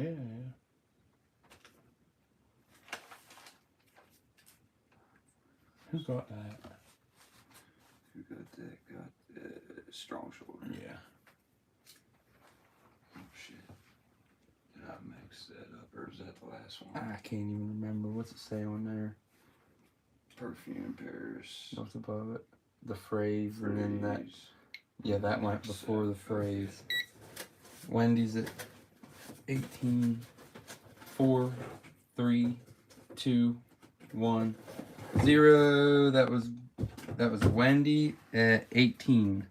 Okay. I just put Paris perfume. Wendy at 18. Nice. That's a nice early bottle there. All right, time for giveaways. Time for the giveaways. That's it. I'm done. That was my last bottle. Giveaway? Mm-hmm. No. That's Civil War. What about this? I mean, we got 3 here, but we switched that one out for the last one. What's that? No. No. No. All right. Number 1. This is going to be first giveaway. We have a Rubifoam for the teeth. It says, put up by E.W. Hoyt and Company, Lowell, Massachusetts. Nice little Rubifoam bottle. And we're going to do a number between 1 and 50. And start guessing.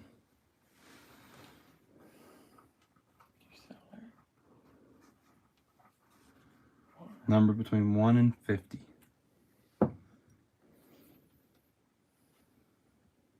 Stop. We have a winner. Poofy at 1. Poofy at 1. Nice. There it is. Number 1, Uno.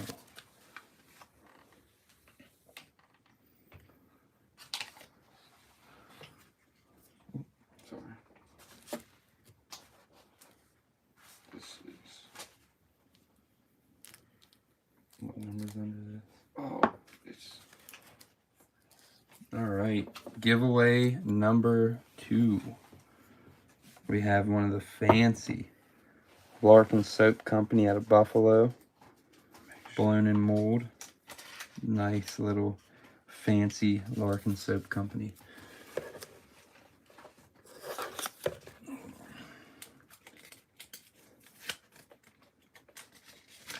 I can't think. All right, number between 1 and 50, start. Get them guesses in. Man, that thing's got on. It's got that green thing under it.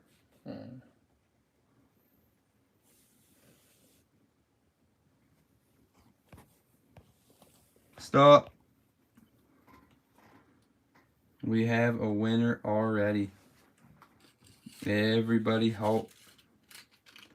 We got Bouncer Slab at 49. Bouncer at 49.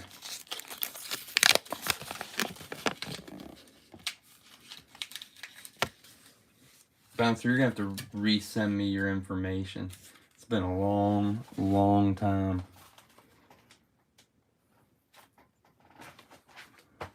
Give it to Tina. He says give that to Tina. Tina gets it. That is nice of you, Bouncer.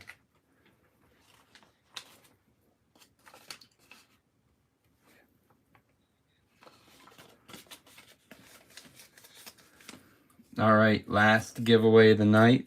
We have a Charles Jacobson, the Arlington Bottling Company out of Washington, D.C. Number between 1 and 50. And go.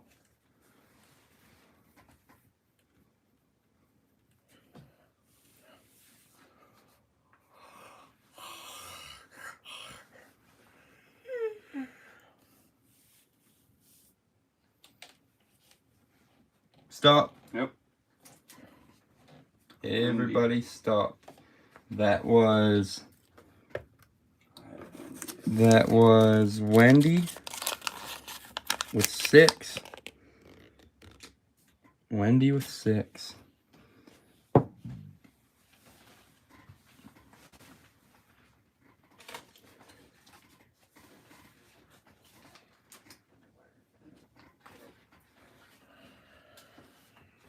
Dang, our heads are the same size. All right, guys, so that's going to be it. I'll turn these around here. Maybe. All right, so we're kind of a mess still from walking around. Since we got back, we had to start setting up for the auction. But yeah, nice auction tonight. Like always, I appreciate everybody coming out. I'm gonna try to have a video up tomorrow, if not tomorrow, most likely Monday. Yeah, we've been still killing it on the privies. The rain's really put a damper on everything, literally. But we're still out there killing it, digging the towns out. Like I said, we dug a town out in 5-6 months, something like that. A little West Virginia town, completely dug it out. But that's gonna be it for tonight. Appreciate everybody coming out. Really appreciate it, Christine. Gonna try to have another auction next week. Gonna try for Friday next week. And it's gonna be it. Peace out.